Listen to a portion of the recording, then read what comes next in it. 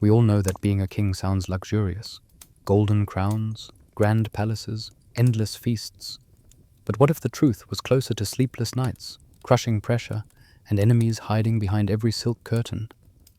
In ancient India, even being born into royalty could be terrifying, with astrologers predicting doom, and relatives secretly counting how many people stood between them and the throne. In today's video, we'll explore why becoming a king was trouble from the very first breath. So let's not waste any time and let's begin. From the moment a royal infant's first cry echoed through the palace halls, life in ancient India began not with a lullaby, but with a chorus of anxious whispers. Servants held their breath. Priests hurried toward the birthing chamber, and the royal astrologer, who had likely been pacing outside for hours, rushed in with scrolls, ink, and the frantic energy of someone who knew that a single misplaced prediction could determine his future employment. Being born a prince wasn't a blessing. It was a life sentence wrapped in silk, sandalwood paste, and enough cosmic pressure to flatten even the bravest grown man. Before the child could be swaddled, the air filled with ritual chants. Brahmin priests calculated planetary alignments with the seriousness of surgeons. Every angle mattered. Jupiter's position, the moon's phase, the hour of birth, the direction of the wind, and whether a bird happened to sneeze near the palace window. These weren't just details.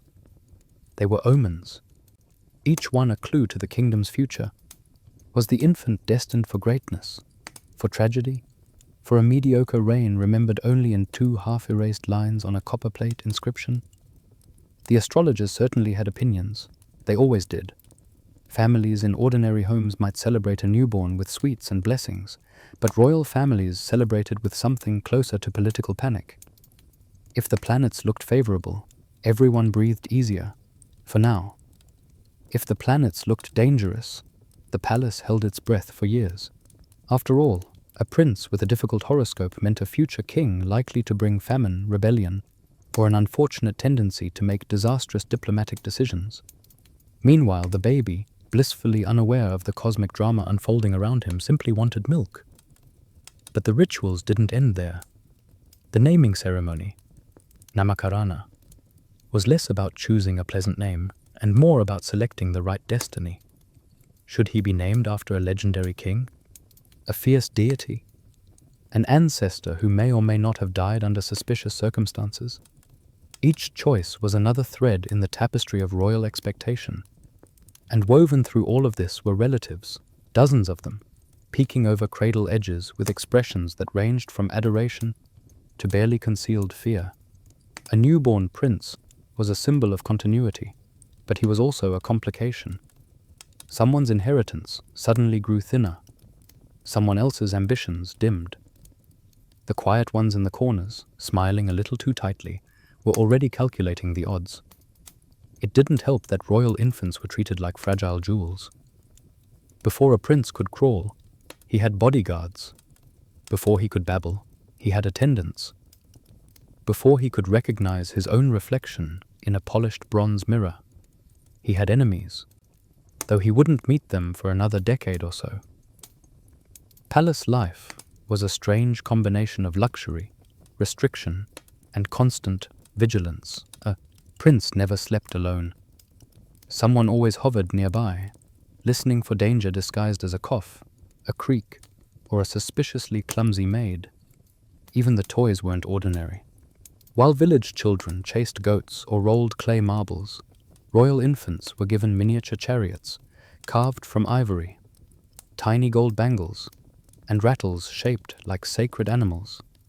None of these were meant for play so much as symbolism, reminders that the child belonged not to himself, but to a vast lineage that demanded greatness.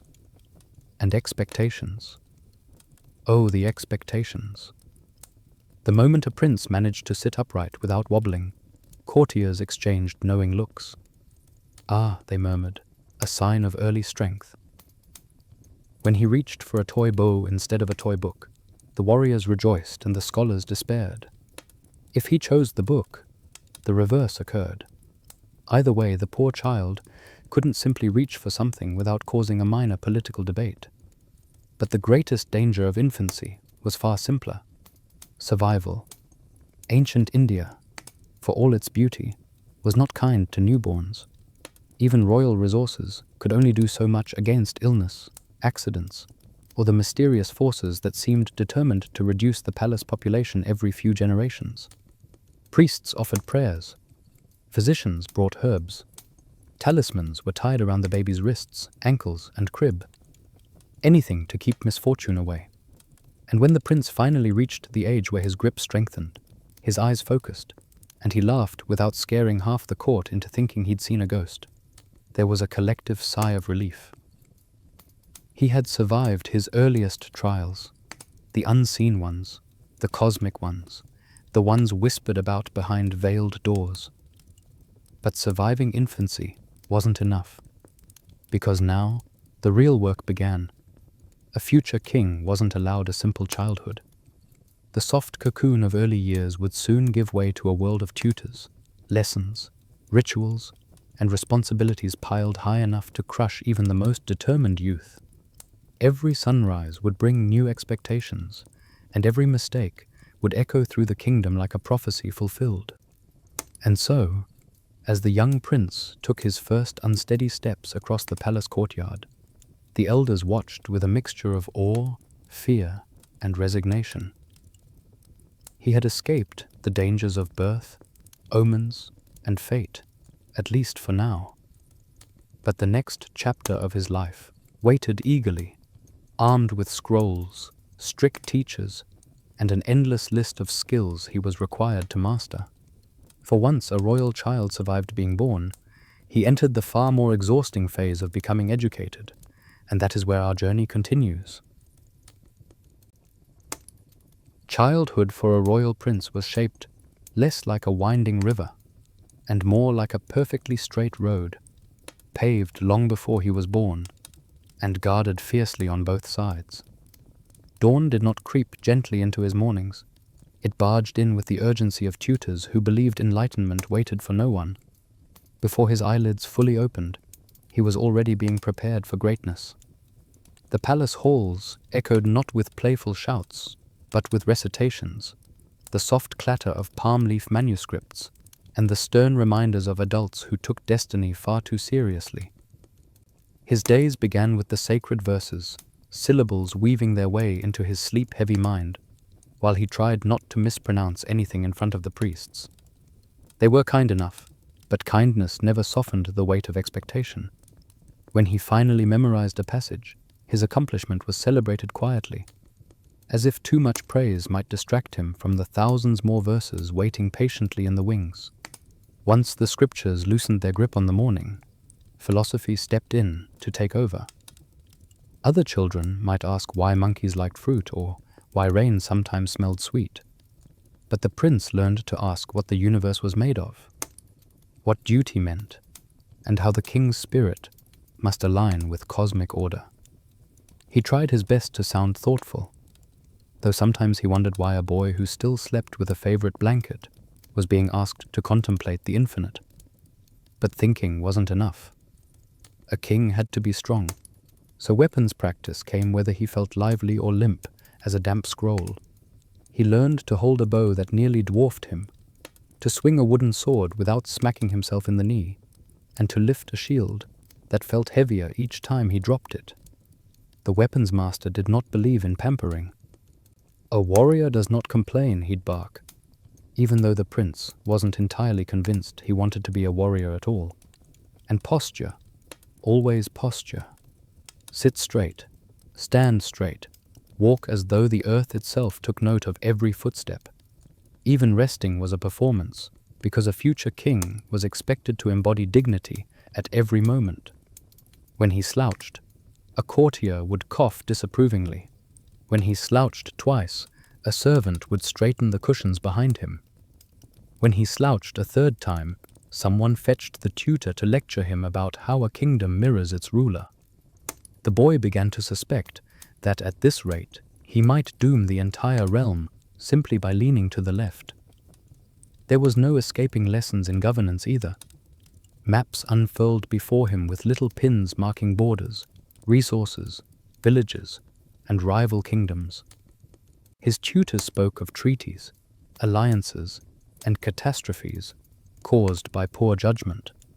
They explained how a misplaced promise could fracture a dynasty, how a rash decision could empty the treasury, and how a king's expression, yes, even just an expression, could spark rebellion if misinterpreted by the wrong noble. The prince listened carefully, though sometimes the words swirled together like a monsoon-flooded river, threatening to carry his attention far away. Playtime existed, but only in theory. When he was permitted to play, his toys were metaphors. His miniature chariot taught discipline. His carved elephant symbolized leadership. His painted dice illustrated probability and fate. If he tried to build a tower of bricks, a caretaker would kindly remind him that real kings built fortresses, not toys. Even his rare moments of laughter made someone comment on how joy reveals character, which made him stop laughing just in case. Still, he did find small joys, quiet ones, hidden ones.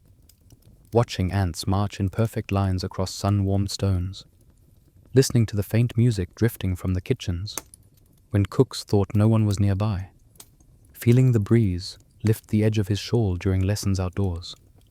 For a few seconds each day, he forgot he was being trained for a throne and simply existed, a child under an ancient sky. But such moments never lasted. There was always another lesson, another reminder, another pair of watchful eyes ensuring he stayed on the invisible rails laid out for him generations before. And as he grew older, he began to notice something else too, something that hovered just beyond the palace walls. A tension, subtle yet constant, like a drumbeat too quiet for most to hear. The tutors spoke of alliances and enemies, but their tones betrayed fear. Servants whispered about distant battles. Ministers glanced at the horizon as though expecting smoke at any moment. The prince didn't yet understand the full meaning of these signs, but he could sense the truth pressing gently against the edges of his life. All this training wasn't merely tradition. It was armor being fitted piece by piece for a future in which the world would not treat him gently. And beyond the palace gates, danger already stirred, shaping itself into the many forms that would haunt his years to come. For a royal child, the world outside was not a playground. It was a battlefield, waiting patiently for its next contestant. And sooner than he imagined, he would learn just how many shadows wished to see him stumble long before he reached the throne. It didn't take long for the young prince to realize that the palace, with all its polished floors and perfumed corridors, was far from a safe place.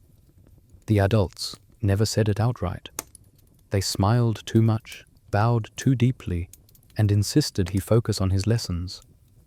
But beneath their careful politeness lay a truth he could feel even as a child. People were watching him just a bit too closely, speaking just a bit too softly, and reacting just a bit too sharply whenever his father's health or his own progress was mentioned. The world didn't wait for him to grow up before deciding whether he was worth eliminating. For all its grandeur, the palace was a maze of ambitions disguised as loyalty. Jealous cousins visited with sweet treats and unsettling interest. Ministers offered blessings while mentally calculating how much more power they could seize if the boy simply disappeared. Even the servants, who cared for him most sincerely, sometimes lowered their voices and glanced around before tending to his needs, as if danger lurked behind every pillar, which, unfortunately, it often did.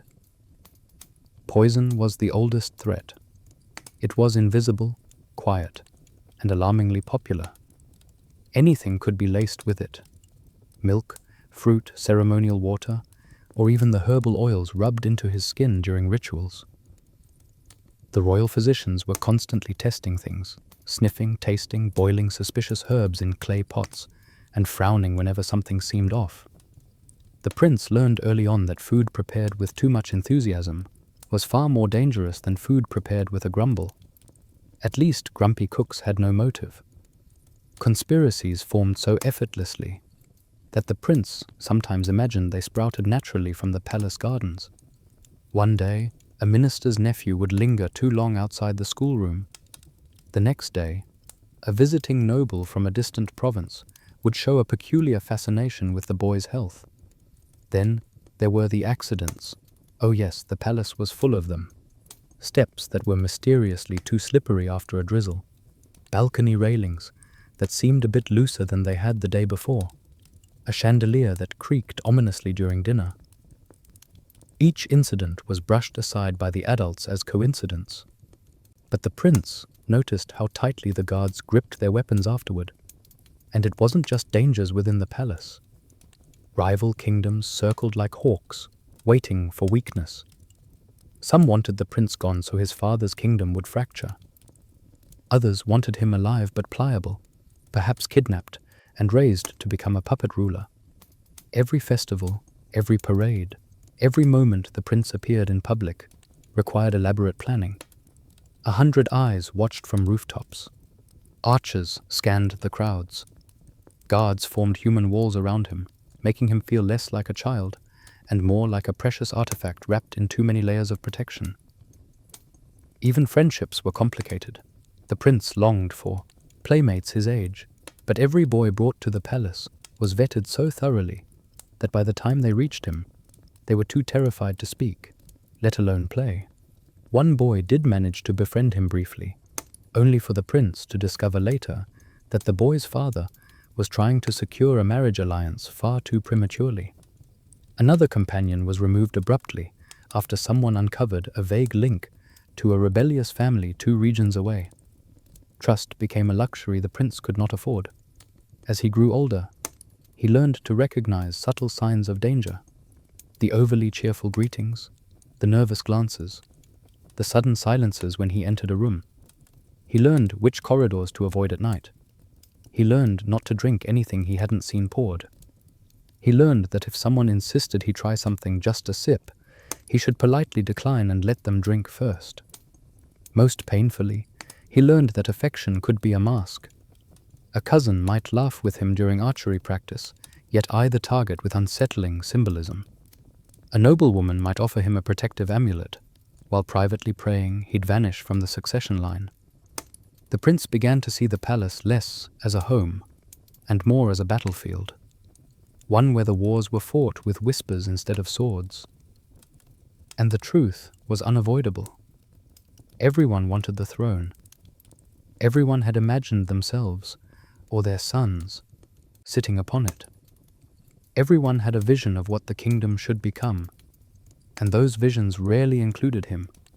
Survival was not just resilience or luck. It was strategy, vigilance, and an intuition that developed far earlier than it should have. Yet strangely, the prince did not grow bitter.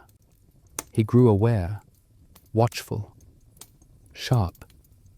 The constant presence of danger carved into him a sense of caution that would follow him well into adulthood, shaping his decisions long before he was allowed to make any. In the quiet hours of night, lying awake in chambers that echoed with too many secrets, he sometimes wondered if kingship was worth all this effort. But such thoughts were fleeting. The world did not pause to let a prince reconsider his destiny.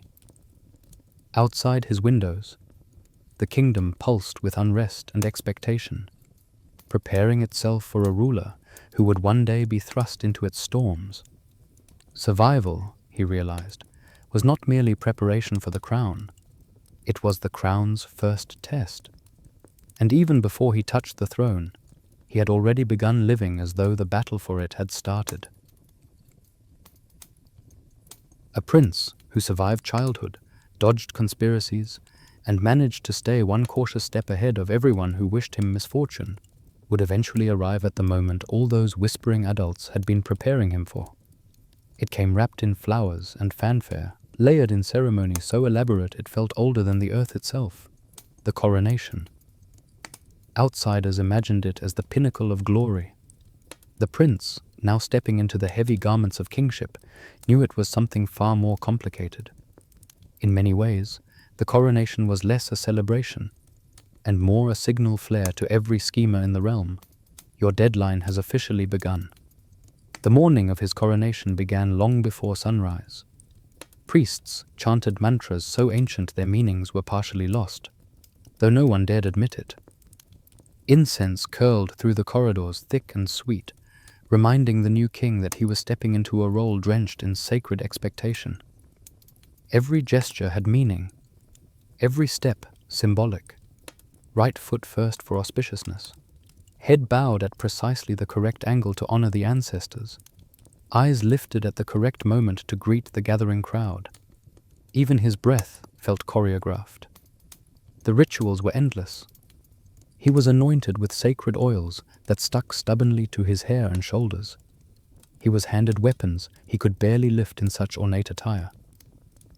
He was asked to repeat vows that bound him for life, each one invoking the gods, the land, the people, and the cosmic order itself. The priests' voices rose in unison as if the heavens needed to hear every syllable, and perhaps they did. For in ancient India, a king wasn't merely a ruler. He was a living fulcrum, balancing earthly affairs with divine order. And the crown, oh, the crown. It looked magnificent from afar, studded with jewels that sparkled in torchlight like captured stars. But once it settled onto his head, he discovered its true nature. It was heavy, far heavier than he expected. A weight that pressed not only on his skull but somewhere deeper, in a part of himself he had never learned how to brace. For the first time, he understood why kings rarely smiled during ceremonies. It wasn't stoicism. It was the physical effort of not collapsing under symbolism. The moment he stepped out onto the palace balcony to greet the assembled crowd, a roar rose like a monsoon wind. People cheered, drums thundered, conch shells sang out in the ancient voice of celebration. To them, he was the promise of prosperity. To his allies, he was an opportunity. To his enemies, he was a target. And he could feel all three truths pressing in on him at once. In the crowd, he saw hope, hunger, fear, and expectation. Somewhere, tucked behind pillars or hidden beneath cheerful faces, there were eyes watching him far too intently. Eyes belonging to those who had waited years for this moment, not to celebrate it, but to exploit it.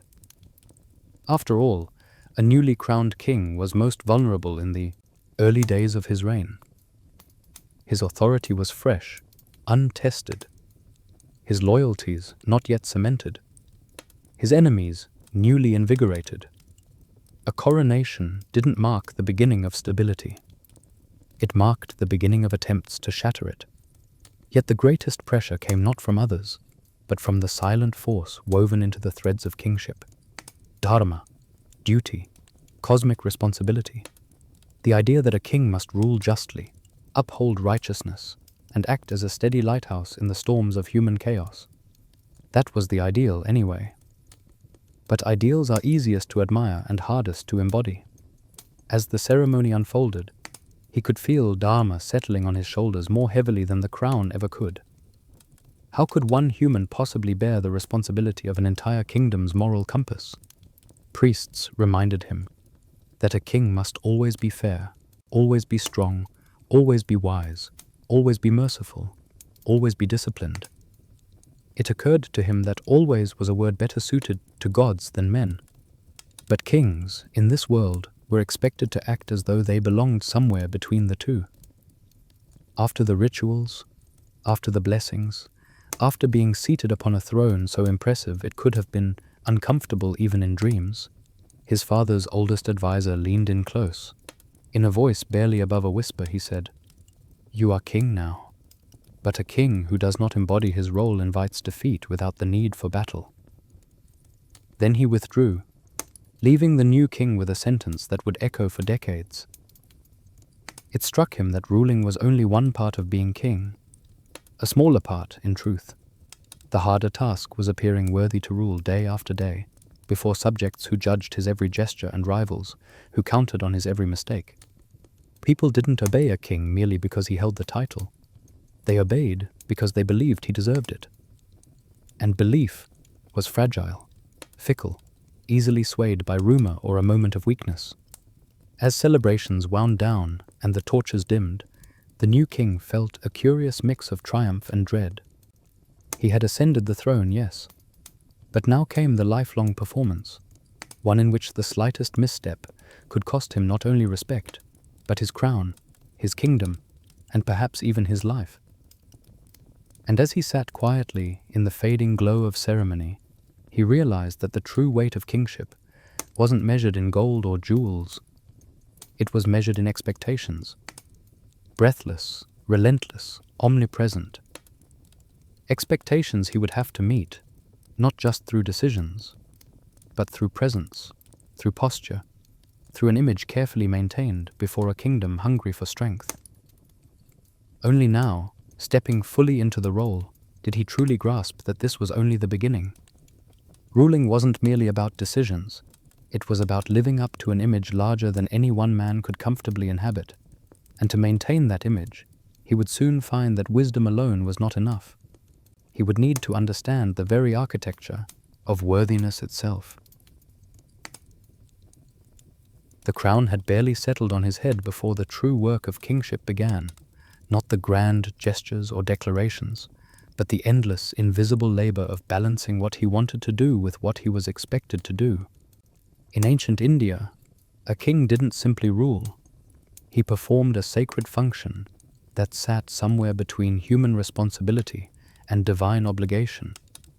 At the heart of it all was Dharma, the great anchor of righteousness, fairness, and cosmic balance. Everyone spoke of it with reverence. Everyone expected him to embody it flawlessly. And yet, no one could quite agree on what it meant in practice. On some mornings, Dharma felt clear, like sunlight. Protect the weak, punish the wicked, uphold justice. But on other mornings, most mornings in fact, it felt more like a foggy maze. One minister insisted that Dharma meant preserving tradition at all costs. Another argued that true Dharma required adapting to changing times. A priest reminded him that Dharma had spiritual depth far beyond politics. A general countered that none of that mattered if the army wasn't fed. Every viewpoint was sincere, and every viewpoint contradicted at least two others. As king, he was expected to weigh all these voices and produce a single perfect answer, a just answer, an answer aligned with destiny itself. And he had to do it before lunchtime. It didn't help that ordinary decisions felt anything but ordinary. If he raised taxes slightly to fund irrigation canals, traders complained. If he lowered taxes to ease burdens, treasurers panicked. If he shortened the working hours for farmers, nobles accused him of coddling the population. If he didn't shorten them, farmers grumbled that he had forgotten his dharma toward the common people. Every choice tilted the emotional balance of someone somewhere, and each person measured his worthiness as king based on how well that choice served them. The young king quickly learned that ruling wasn't merely about deciding, it was about being judged relentlessly by thousands of unseen eyes. Every gesture, every phrase, every moment of hesitation became a clue for the court to interpret. Was he too lenient, too strict, too thoughtful, too quick to act? Was he showing weakness? Was he too proud? Was he showing favor to one faction? Was he betraying another? He couldn't even pause to rub his temples during a meeting without a nervous advisor assuming he was reconsidering policy. And oh, how often he wanted to rub his temples. The burden of destiny weighed heavily as well. From the moment he'd been born, astrologers had insisted he was tied to cosmic threads beyond comprehension. Some predicted great triumphs. Others warned of karmic traps. All agreed that he was destined for something enormous, though none could say whether that enormous thing would be glorious or catastrophic. Their prophecies swirled around him like stubborn mosquitoes, impossible to ignore. Whenever he made a difficult, Choice, he wondered whether he was walking into destiny or stumbling away from it. His people believed a king's actions shaped the kingdom's karma. If he ruled with righteousness, rains would come on time, harvests would flourish, and children would grow strong. If he failed, the realm would falter. That was the expectation, written into the culture as deeply as the monsoon winds into the soil. It was beautiful, in a way, and utterly terrifying. But the most exhausting part of Dharma was its insistence on perfection. A king was supposed to be compassionate, without being soft, decisive, without being impulsive, spiritual without being impractical, disciplined without being cold, and strong without being cruel. No human could embody all of that consistently, but the role demanded that he try.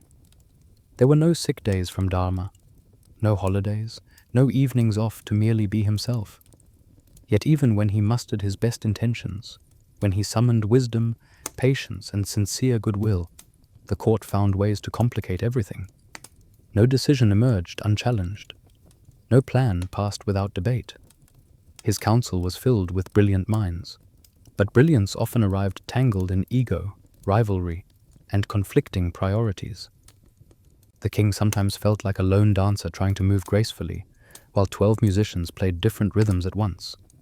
He would sit through long discussions where ministers argued so passionately that he suspected they occasionally forgot he was present.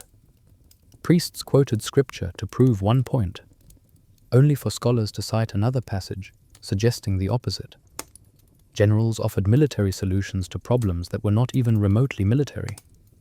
And through it all, the king tried to maintain the composed expression expected of him, even as his thoughts spun like a potter's wheel. Still, he tried, earnestly, to do right. He listened. He learned.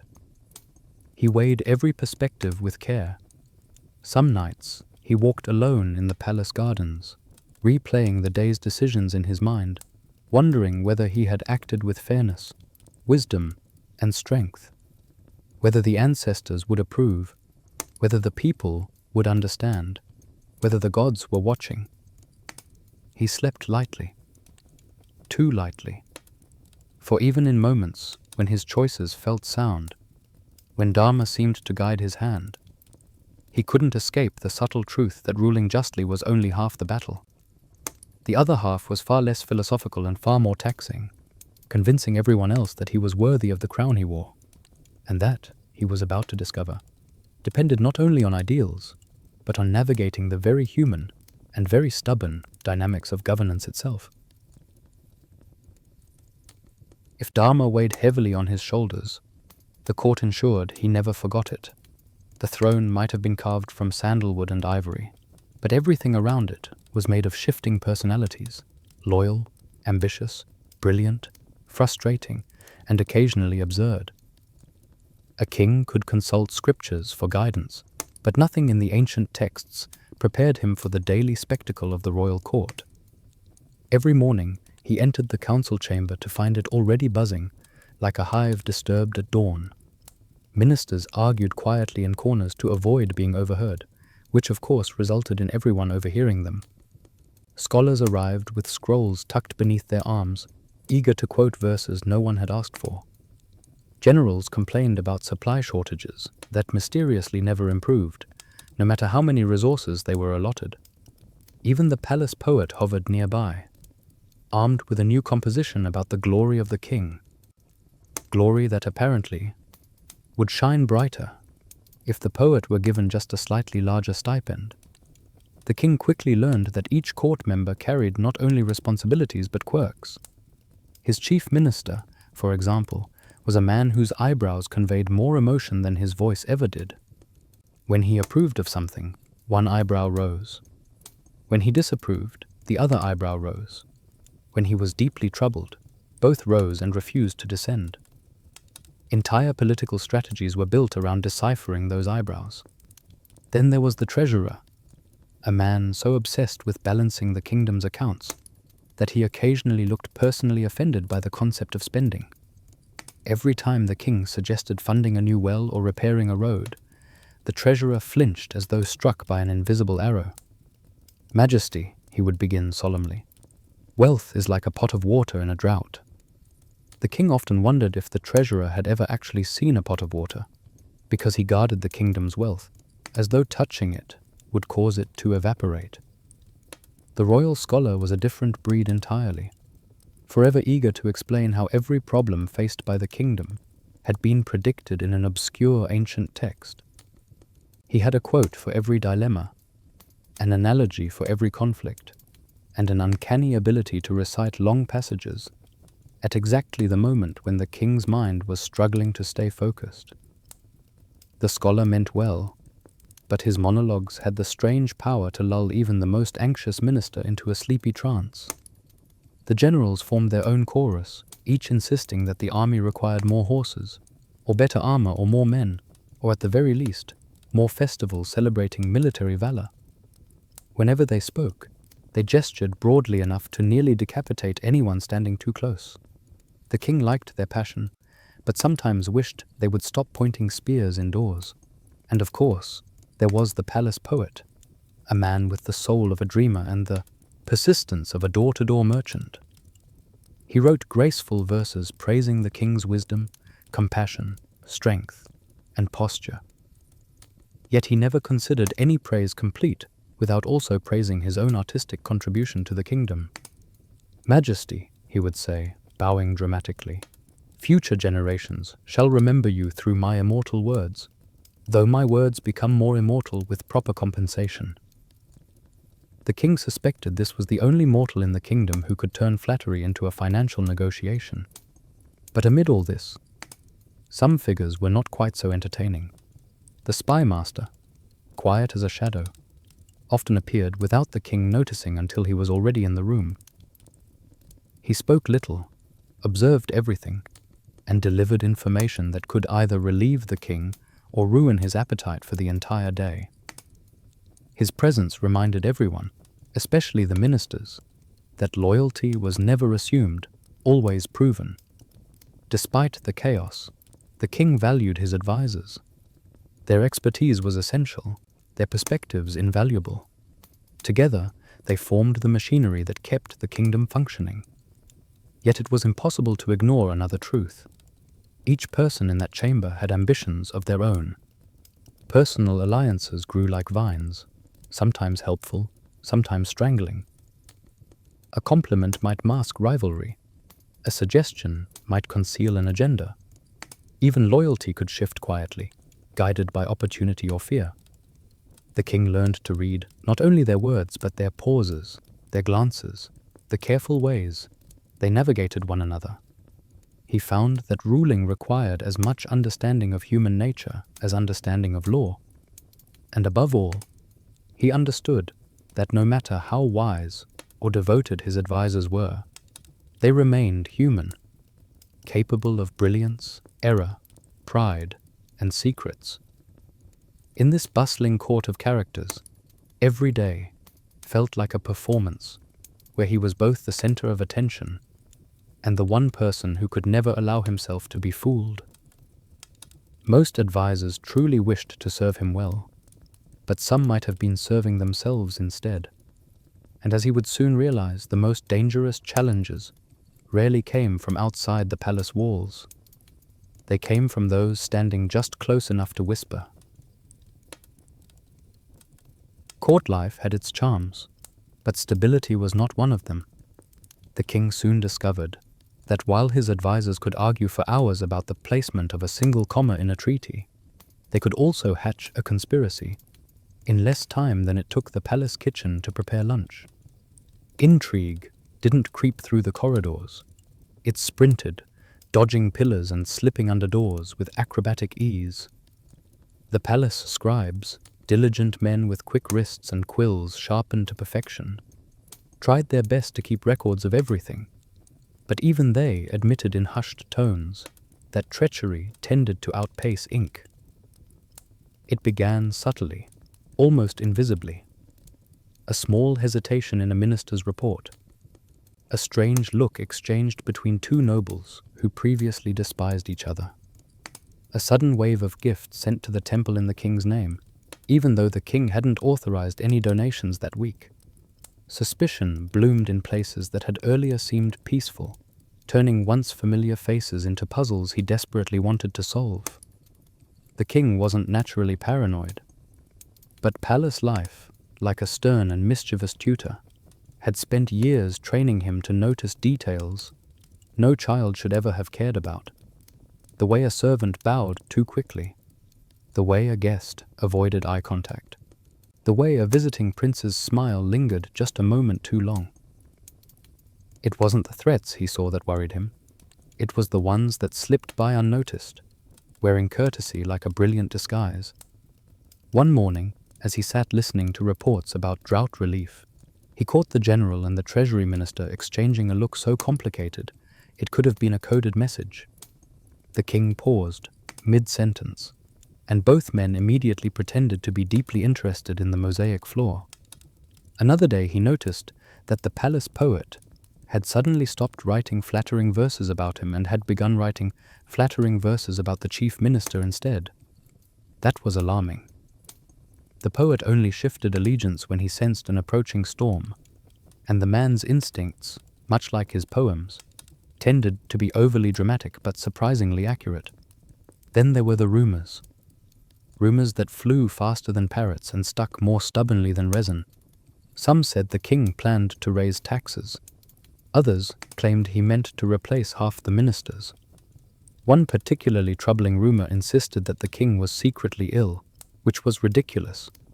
He merely had a slight headache from trying to understand the tax code. But in the palace, a headache could easily transform into a prophecy of doom if whispered with enough confidence. Plots formed in quiet corners, disguised as casual conversation. Noble families met late into the night, claiming they were simply reviewing agricultural reforms. Ministers visited temples far from the palace, insisting they merely sought blessings. Every gesture, every gathering, every moment of unexpected politeness demanded scrutiny. The king felt as though he were living inside a maze, where every turn revealed either a loyal friend or someone who wanted to gently push him into early retirement, preferably the kind involving a funeral pyre. And yet, life went on, beautifully dressed in pageantry. Festivals were celebrated, ceremonial elephants paraded gracefully, musicians played in moonlit courtyards. Through it all, the king learned to wear a calm expression, even when he suspected at least 3 people at the feast might be plotting to replace him before dessert. Humor became his shield. When a minister nervously offered him a plate of sweets, the king smiled and said, "You taste it first. Not because I don't trust you, but because I want to ensure you have the sweeter portion."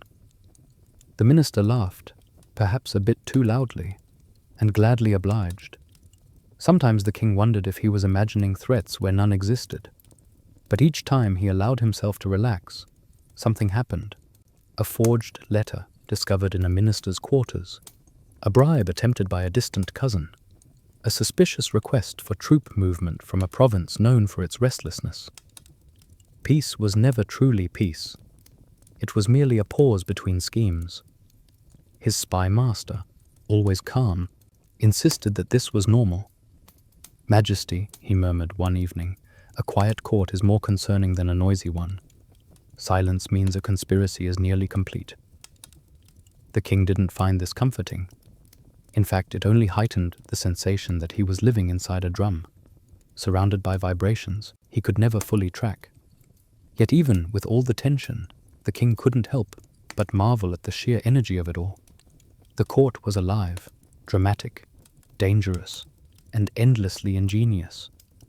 Human ambition danced beside loyalty, strategy beside deception. Each day felt like a balancing act atop a ceremonial spear. But as exhausting as the endless plotting was, he soon realized there was something even more taxing waiting beyond the palace walls. All this intrigue, all these whispered betrayals, all these carefully hidden daggers, none of it compared to the challenges gathering outside in the wider world. Running a kingdom was difficult. Defending it, however, was something else entirely. The palace intrigues might have kept him alert, but beyond the palace walls lay a far louder, far less subtle reminder of kingship: war. Rivalries in the court were like chess matches, quiet, strategic, full of insinuations. Rivalries between kingdoms were more like thunderstorms, sudden, violent, and wholly unconcerned with anyone's philosophical reflections about dharma. A king in ancient India did not enjoy the luxury of long stretches of peace. Borders shifted as easily as sand dunes in a desert wind, and every neighboring ruler believed, with absolute sincerity, that he was destined to own just a little more land. War erupted for reasons grand and trivial. A disputed riverbank might be enough to mobilize thousands of soldiers. A noble family insulted during a festival could ignite a conflict lasting years. If a royal astrologer so much as mentioned an auspicious sign favoring expansion, someone inevitably marched an army into a forest, just to see which territory lay beyond it. Some battles were fought to defend honor, others to avenge past insults. Still others because a king had woken up feeling slightly too confident that morning. And regardless of the reason, every conflict required the king's attention, authority, and, far too often, his personal presence. He learned early in his reign that commanding an army wasn't as heroic as the poets made it sound. The warriors, proud, fierce, and full of stories about their ancestors' glory, expected inspiration. They wanted speeches, promises, blessings, and the occasional miracle. They also wanted new armor, more rations, better horses, and a guarantee that their sacrifices would be remembered in epic poems for generations. A king who failed to inspire his soldiers might return from the battlefield with fewer supporters than he left with. The generals, meanwhile, offered strategies with the confidence of men who had never once admitted uncertainty. One advocated for swift strikes, another for patient sieges, another for negotiating first and fighting later. Each believed their method was the only sensible path, and each spoke as though any deviation from their advice would doom the kingdom. The king often found himself quietly wishing all three generals would debate one another, instead of voicing their conflicting opinions directly at him. And then, of course, there were the logistics, something no storyteller ever included in war ballads. Moving an army required food, water, carts, animals, and endless planning. A delayed supply caravan could unravel months of preparation. A broken wheel could cost lives.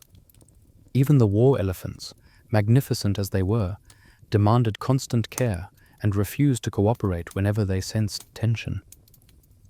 One particularly stubborn elephant famously turned around mid-march, deciding that the previous riverbank was a far more comfortable setting for warfare than the battlefield ahead. But what weighed on the king most was the unavoidable truth that every battle, no matter how carefully planned, carried human cost. Soldiers he had seen train in the courtyards, men who joked, ate, argued, and boasted, might not return. Allies could falter. Villages might be caught in the conflict's path. Victory never felt simple. Defeat never felt distant. Yet war still came, again and again. Rival kings tested him like predators testing the strength of a new alpha. One kingdom challenged the borders near the northern hills. Another threatened the fertile plains near the river. A third sent envoys dripping with polite threats disguised as compliments. Each conflict added a new layer of exhaustion. The king sometimes wondered if his throne was actually a command post in disguise. Still, he met each challenge because kingship demanded it. And while he might have doubted himself in the court's maze of whispers, the battlefield required clarity.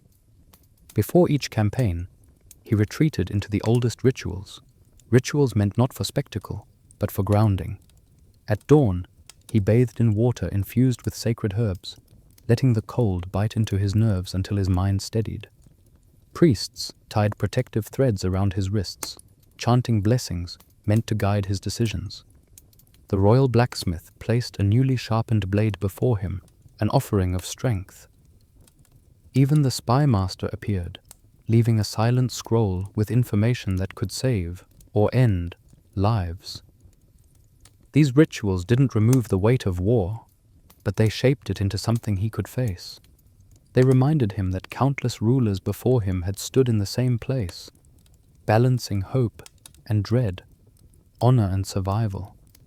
And as he prepared for yet another march to defend his ever-shifting borders, he knew the rituals were only the beginning.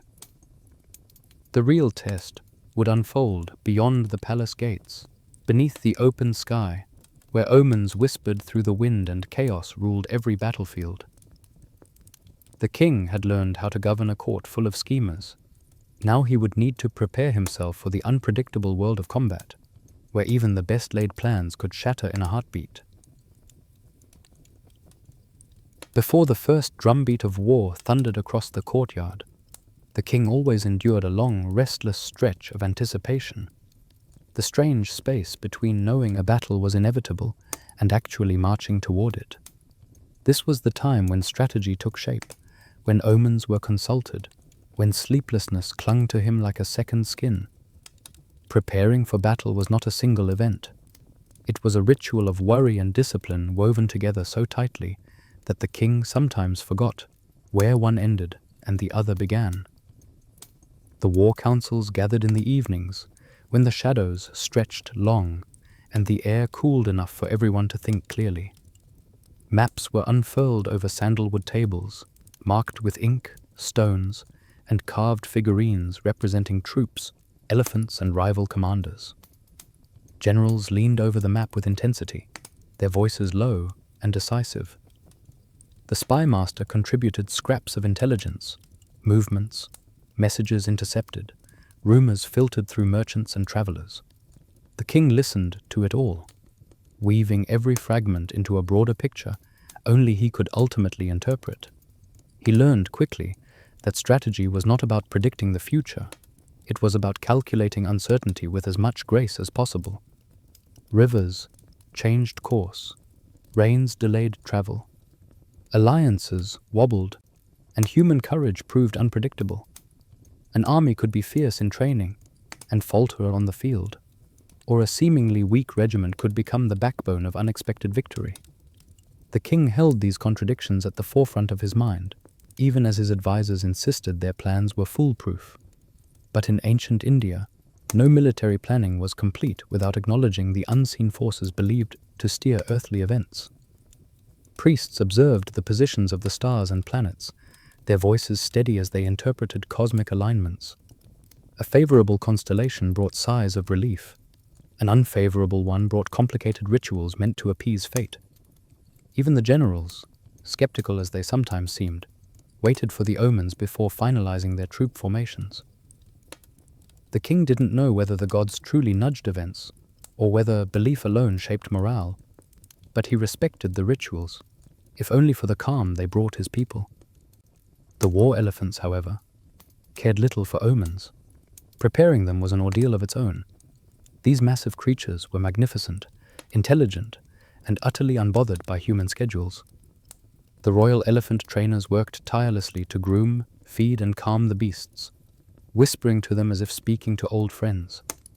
Elephants wore armor that glinted in the sun and carried massive tusk blades or howdahs filled with archers.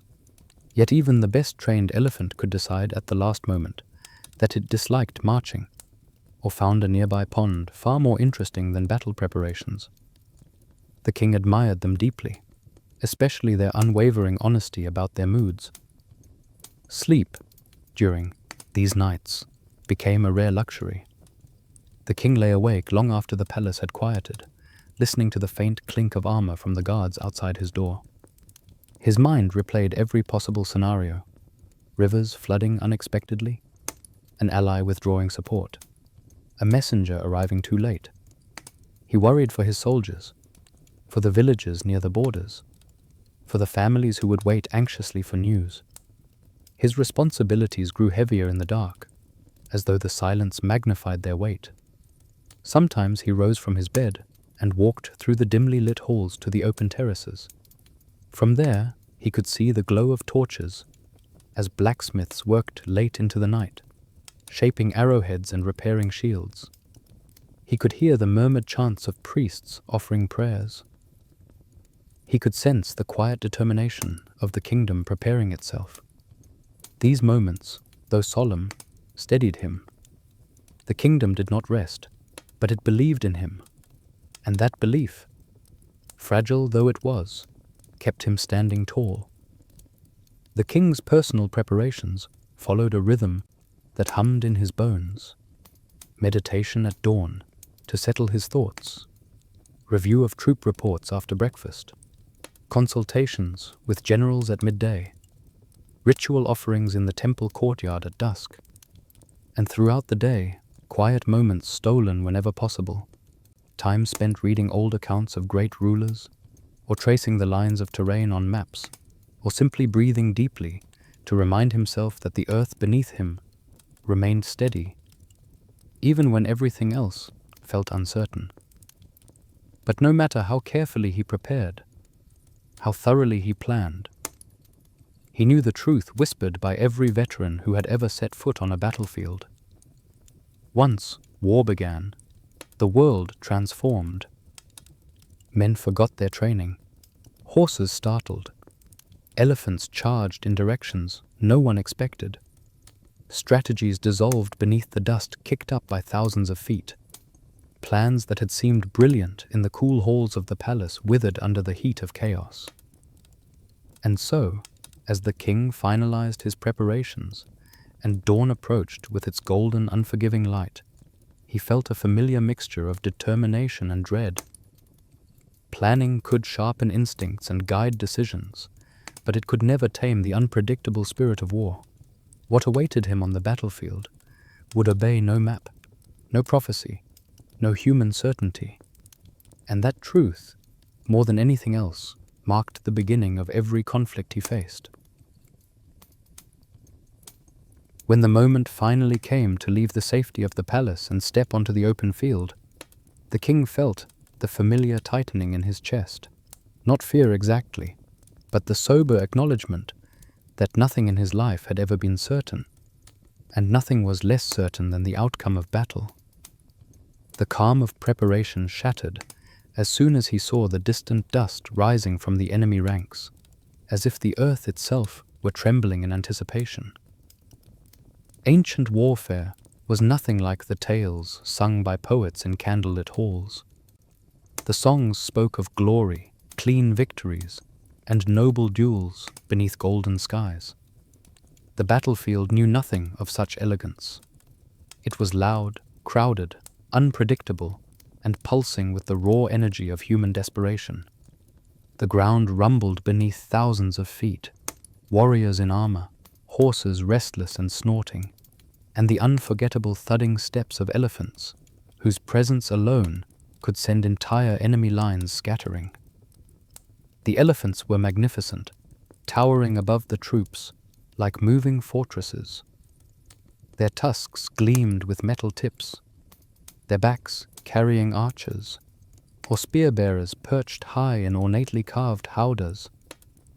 Yet for all their grandeur, they were also temperamental. A single unexpected sound, a horn blown too sharply, a chariot wheel cracking at the wrong moment, could send an elephant charging in entirely the wrong direction. More than one battle in history had been lost because an elephant decided it disliked the general's voice. Chariots carved bright arcs across the battlefield, pulled by horses whose speed and agility made them both awe-inspiring and dangerously difficult to control. The king had seen charioteers steer with such precision that their wheels seemed to glide above the earth. He had also seen them topple spectacularly, sending warriors flying into the dust. In battle, the difference between mastery and disaster was often a breath, a blink, a single shift of the wind. But most of the fighting happened in the crush of soldiers, men armed with spears, swords, shields, and the sheer determination to survive another heartbeat. The king rode through ranks of warriors who looked at him with fierce trust, their faces streaked with ash, sweat, and the stubborn hope that their king's presence meant fortune might favor them today. He gave them what strength he could, raising his hand, calling out encouragement, offering the steadiness they needed to believe in. Then the fighting began in earnest. The battlefield was a storm of sensations. The clang of metal against metal, the sharp whistle of arrows cutting through air, the guttural sounds of men pushing themselves beyond exhaustion. Dust rose so thick, it formed a veil between earth and sky, turning distant shapes into shifting shadows. The king felt the heat of the sun burning through his armor, sweat trickling down his back, his horse's muscles trembling beneath him as it wove between fallen shields and splintered spears. Chaos ruled. Even the most carefully crafted strategies evaporated within minutes. A flank that had held steady in training collapsed under the unexpected charge of enemy cavalry. A group of archers misheard a signal and released their volley too soon. A sudden gust of wind carried smoke from burning grass toward the king's troops, blinding them just long enough for the enemy to advance. Nothing behaved the way it had been planned. And amid all this, the king fought, not with reckless courage, but with the steady, practiced movements of a man who knew he was not invincible. He parried strikes, guided his horse, shouted orders above the cacophony, and did his best to keep the lines from unraveling. Near him, a loyal commander fell, struck by a spear thrown from behind a veil of dust. The king felt the weight of the moment in his bones. A king could lead, but he could not protect everyone. The smell of battle, metal, sweat, churned earth and smoke seeped into his senses until it felt as though it lived beneath his skin. The cries of warriors, the trumpeting of elephants, the crash of chariots, it all blended into a single roiling wave of sound that pressed against his mind like a storm tide. There were moments of triumph and moments of despair, each shifting so rapidly that time itself seemed to warp. Eventually, as all battles do, the fighting ebbed. The dust began to settle, revealing the grim truth left behind. Victory or defeat mattered less in that moment than the simple, staggering relief of still breathing. The king surveyed the field with the quiet heaviness that came after every clash, the knowledge that lives had been lost, that the land bore fresh scars, that the consequences would echo far beyond this one day. And though surviving battle was no small feat, the king knew that relief was short-lived. For as challenging as warfare was, its aftermath was just as demanding. The kingdom expected stability, justice, reassurance, and renewed leadership. Wounded soldiers needed care. Tensions simmered. Political factions waited eagerly to interpret the outcome in whatever way benefited them most. The battlefield was chaos, but at least its dangers were visible. What awaited him back home was a different kind of challenge, less bloody, but no less exhausting. For the kingdom, having seen war, now demanded its king more than ever. The journey back to the capital always looked, from a distance, like a triumphant procession. Villagers lined the roads, showering the returning army with flower petals. Drums beat in celebration, children waved palm branches, and elders offered blessings as the king passed. It was a scene poets adored: golden light, weary soldiers smiling despite themselves, victory shimmering in the air like heat. But the king, riding through the noise and color, felt the truth settling over him with familiar weight. Returning home didn't mean the struggle was over.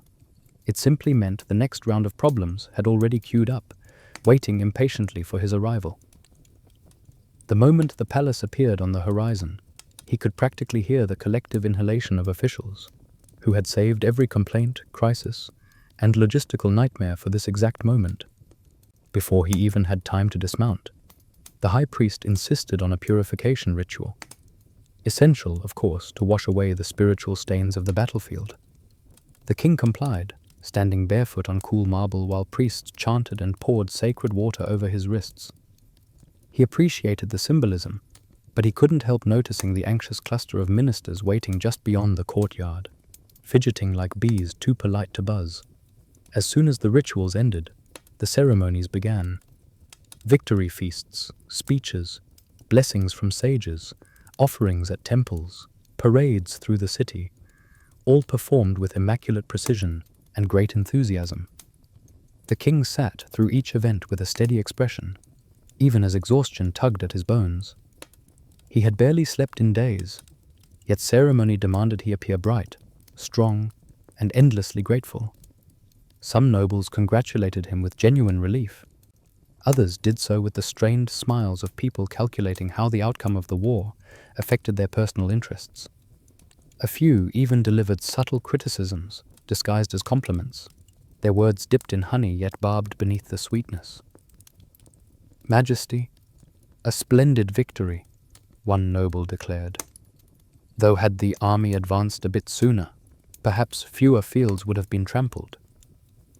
The king responded with the diplomatic nod he had perfected over the years, the one that conveyed understanding without agreement, patience without concession. Then came the reconstruction reports. Villages near the border needed repairs. Roads had been damaged by troop movements. Reservoirs, once full, now sat dangerously low. Farmers pleaded for help. Temple keepers requested resources to rebuild shrines affected by marching armies. Each issue was urgent. Each issue required planning, funding, and manpower. And every issue arrived wrapped in layers of paperwork that multiplied faster than anyone could process them. The treasury minister, with his eternal air of doom, practically materialized from thin air to remind the king that war was expensive and the kingdom had spent liberally. "Majesty," he sighed, holding up scrolls covered in neat columns of numbers. "Our coffers were not built to withstand such enthusiasm." The king resisted the urge to point out that enemy kingdoms rarely considered the state of his treasury before launching attacks. Then came the nobles from the outer provinces, bickering over trade routes, land rights, and who had contributed more soldiers to the battle. Some demanded rewards, others demanded apologies. A few demanded entire districts as compensation for their critical support, even if their involvement had been minimal at best.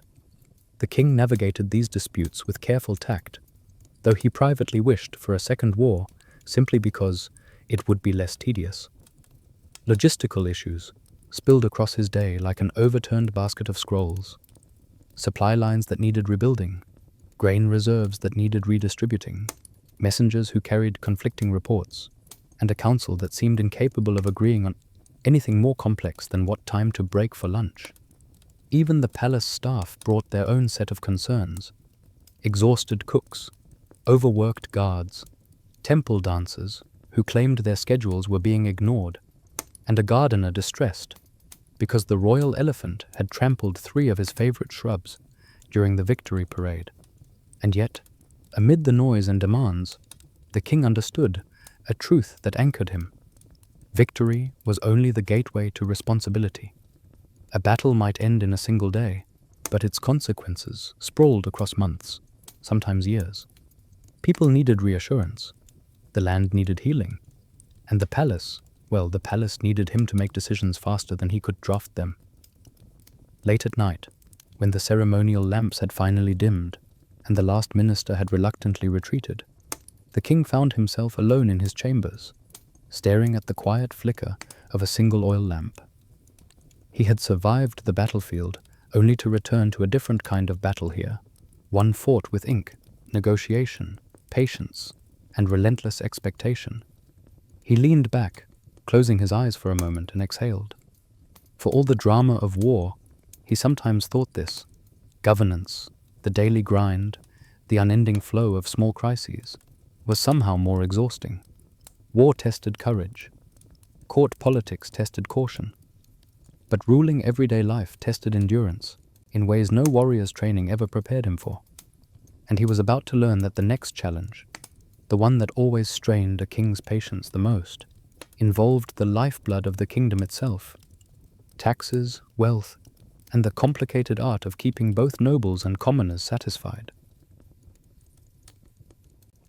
The king quickly learned that if war drained the kingdom's strength, taxation determined whether it ever recovered. Nothing, absolutely nothing, provoked more universal groaning than the subject of taxes. Nobles hated paying them, merchants hated reporting them, farmers feared them, and the treasury minister, oddly enough, hated collecting them, because it meant discovering just how little money was left after the latest crisis. Taxation was the hinge on which the kingdom swung, creaking loudly no matter how carefully the king tried to adjust it. Each year began with assessments. Officials traveled through provinces, quills and tablets in hand, estimating harvests, counting livestock, and evaluating trade. In theory, this ensured fairness. In practice, it ensured arguments. A farmer would insist his fields produced less grain than expected, conveniently forgetting that the storerooms behind his house were overflowing. A merchant would swear he made no profit this season while dusting gold flecks from his sleeves. A noble family would claim their lands had suffered terrible drought, while their gardens bloomed so extravagantly that even the palace botanist was impressed. And then there was corruption. Persistent, creative, and always one step ahead of regulation. Tax collectors skimmed from the top. Middlemen invented fees that had never existed, and certain officials reported losses to hide their personal gains. When the king confronted them, they always put on tragic expressions, swearing they were innocent victims of misunderstanding, jealous rivals, or, in one memorable case, a faulty abacus possessed by mischievous spirits. Through it all, the treasury minister acted as though the kingdom's financial stability rested on a single thread. He hovered over the king with scrolls covered in dense calculations, sighing dramatically as he explained shortfalls. "Majesty," he would lament, "the royal coffers are crying. Listen closely. You can almost hear the sobbing." The king wasn't sure if the coffers truly wept, but after listening to the minister long enough, he felt tempted to weep on their behalf. Yet raising taxes was a dangerous game. Increase them even slightly, and murmurs of discontent spread from village to village like sparks drifting on dry wind. Reduce them, and the treasury minister transformed into a one-man chorus of despair. Finding balance required diplomacy, empathy, and nerves stronger than tempered steel. The king held councils dedicated solely to taxes, roomfuls of advisors debating endlessly about percentages, exemptions, land classifications, and seasonal adjustments. The arguments became so tangled that the king sometimes wondered if the debates themselves were a form of punishment sent by the gods. Voices rose, hands waved, numbers contradicted one another, and the poor scribe recording everything threatened to resign each week. To ease burdens, the king occasionally restructured the system. He offered relief in drought areas, encouraged trade to increase revenue, and funded irrigation projects to stabilize harvests. But good intentions often collided with reality. Some nobles took advantage of tax breaks designed for struggling farmers. Merchants found loopholes faster than the court could close them. And whenever the king introduced a new policy, half the kingdom praised it, while the other half declared it a sign of impending doom. In quieter moments, he sympathized with his people. Taxes were not cruel by design. They kept roads repaired, soldiers fed, granaries stocked, and temples maintained. They were the invisible bones of the kingdom, holding everything upright. Yet it was impossible to satisfy everyone, and dissatisfaction, when left to simmer, could threaten even the most stable reign. Some nights, the king found himself alone again with the treasury scrolls, running fingers over lines of numbers that felt heavier than any battlefield weapon. Wealth flowed in and out like tides, never predictable, always demanding attention. Whenever one crisis passed, another rose to take its place. A poor harvest, a sudden flood, a merchant caravan attacked by bandits, all required funds, and funds required taxes, and taxes required a delicate balancing act that rarely pleased anyone involved. The king sometimes thought longingly of simpler duties, those involving only courage or diplomacy. But wealth, he realized, was the silent root of nearly every challenge he faced. Without it, armies faltered, public works deteriorated, and even loyalty grew fragile. With it, however briefly, the kingdom breathed easier. Yet wealth never stayed still. It shifted, slipped, and scattered the moment one felt secure. And maintaining that precarious balance only grew more complicated when the king turned his attention to the palace itself, a place where grandeur cost a fortune, where ceremonies drained coffers, and where royal expectations soared as high as the banners fluttering over the rooftops. The treasury might have been the kingdom's backbone, but the palace was its ever-hungry stomach, one that growled loudly and constantly demanded feeding. For all its splendor, royal living was an expensive affair, glittering like gold on the outside while quietly draining coffers on the inside. The king knew this, of course, but knowing did little to stop the flow of coins from vanishing as quickly as they arrived. The palace complex alone was a masterpiece of architecture and maintenance nightmares. Carved pillars, cascading courtyards, ornamental ponds, intricate murals, each required specialists, artisans, repairs, polishing, sweeping, or in the case of the ponds, periodic removal of overly enthusiastic lotus plants. The king couldn't turn a corner without seeing someone touching up paint, sweeping marble, tuning instruments, weaving garlands, lighting lamps, or measuring something for reasons no one fully explained.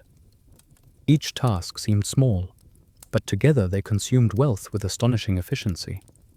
Then there were the festivals. Ancient India loved festivals, the way monsoons loved rain. They arrived regularly, dramatically, and without concern for anyone's budget. Every month brought a celebration requiring music, dance, elaborate offerings, decorations, public feasts, and meticulously choreographed rituals. As king, he was expected not only to attend but to sponsor these events generously. After all, a festival without a lavish royal contribution was considered a somber omen, and the kingdom already had enough omens to worry about. The treasury minister's face during festival season was a tragic sight. His expression hovered somewhere between existential dread and quiet resignation. Whenever the king approved spending for fireworks, temple illumination, or ceremonial elephants adorned with gold cloth, the minister clutched his records to his chest, as though shielding them from emotional harm. "Majesty," he whispered once, eyes damp, "celebration is beautiful, but so is solvency." The king sympathized, but festival drums, once they began, were impossible to silence. Temples, too, added to the financial strain. Supporting the spiritual backbone of the realm was crucial, but temples multiplied faster than anyone expected. Every district seemed to be building a new shrine, each priest claiming divine approval and requesting royal patronage. "A small donation, Majesty," they'd say, though their definition of small rarely aligned with the treasury ministers. And once the king approved funding for one temple, every other temple felt compelled to send envoys, holding elaborately decorated bowls and hopeful smiles. And of course, there was the royal household itself.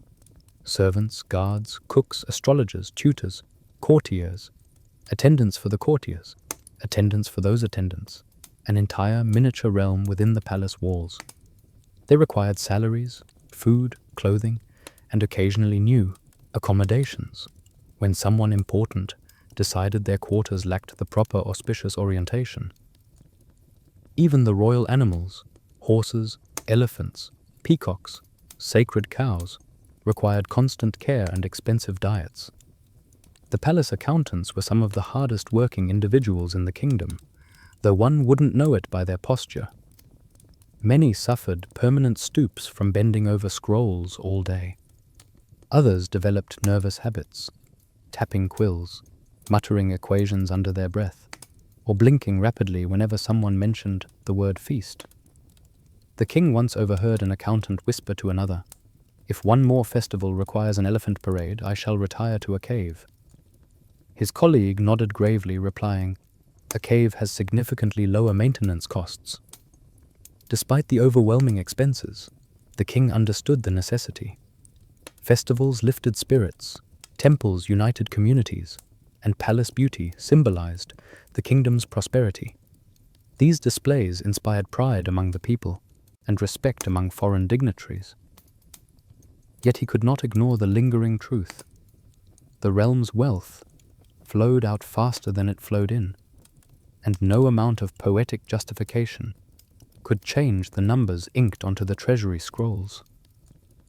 Sometimes, late at night, the king wandered through the silent courtyards, lantern in hand.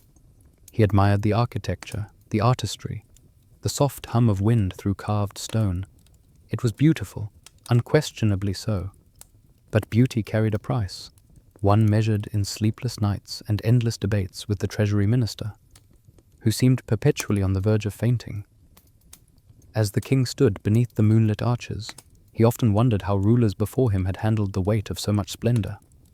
Perhaps they were wealthier, perhaps they were bolder, or perhaps they simply prayed more fervently that the gods would refill the coffers before the next festival demanded a gold-plated chariot. And that thought, more than any financial report, pushed him toward the temples, not as a patron this time, but as a weary soul seeking solace.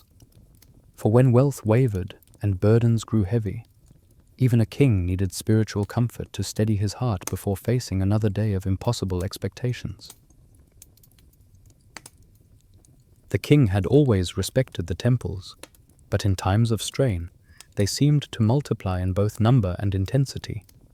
What had once been places of quiet solace now felt like extensions of his court, only filled with even more expectations, more requests, and far more incense than any mortal lungs were designed to handle.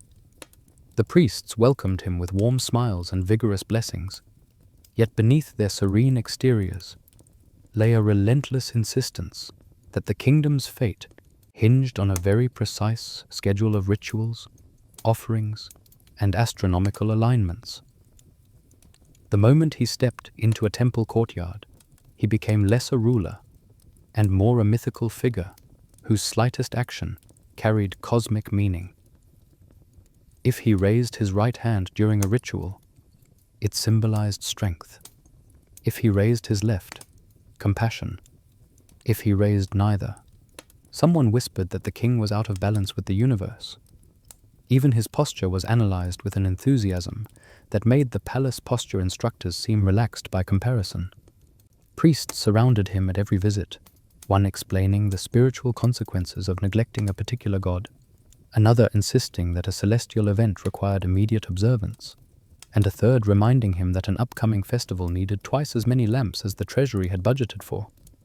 They guided him through labyrinthine rituals involving sacred fires, meticulously arranged flowers, and offerings that ranged from milk to ghee to an alarming quantity of fruit. The king performed each ritual sincerely, but even sincerity struggled under the weight of so many cosmic instructions.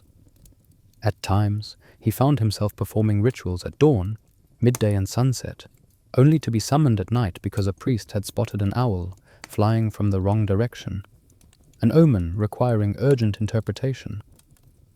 The owl had probably just been looking for dinner, but symbolically, it apparently hinted at foreign threats, storms, or an ancestor trying to send a message. The priests debated vigorously while the king rubbed his temples, wondering why even nocturnal birds had opinions about his reign. Maintaining spiritual purity was no simple task either. He was advised to avoid certain foods on specific days, fast under particular lunar phases, meditate for hours, bathe in sacred herbs, chant mantras exactly 11 times, and wear colors aligned with the alignment of Mars. If he wore blue on a day meant for red, at least 3 priests sighed in unison. If he wore red on a day meant for blue, the astrologer lit up like a torch and launched into a lecture about planetary displeasure. And yet, Despite this overload, the king cherished moments of genuine quiet within the temples.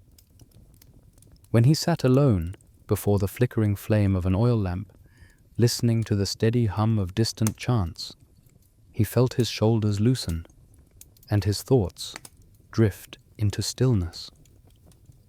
In those rare instants, the temple was not a place of pressure but a refuge, a reminder that even kings were small in the vastness of the cosmos, and that surrendering to something greater could bring a sense of peace no policy or treasury could offer. But the peace never lasted long. As soon as the priestly duties ended, real-world issues flooded back in like a monsoon wave breaking through fragile walls.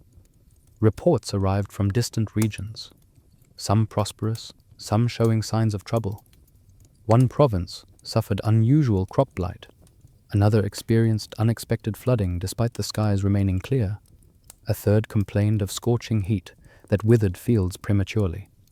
The priests had explanations, of course. A shift in the heavens, one said. A test of dharma, said another. The work of displeased ancestral spirits, a third speculated with absolute confidence.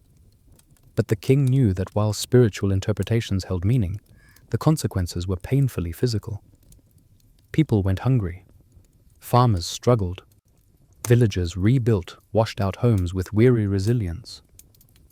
He couldn't help noticing how nature, in its majestic unpredictability, seemed entirely uninterested in celestial schedules or royal intentions. The monsoon arrived too early one year, too late the next. Rivers that were gentle and life-giving could swell overnight into destructive torrents.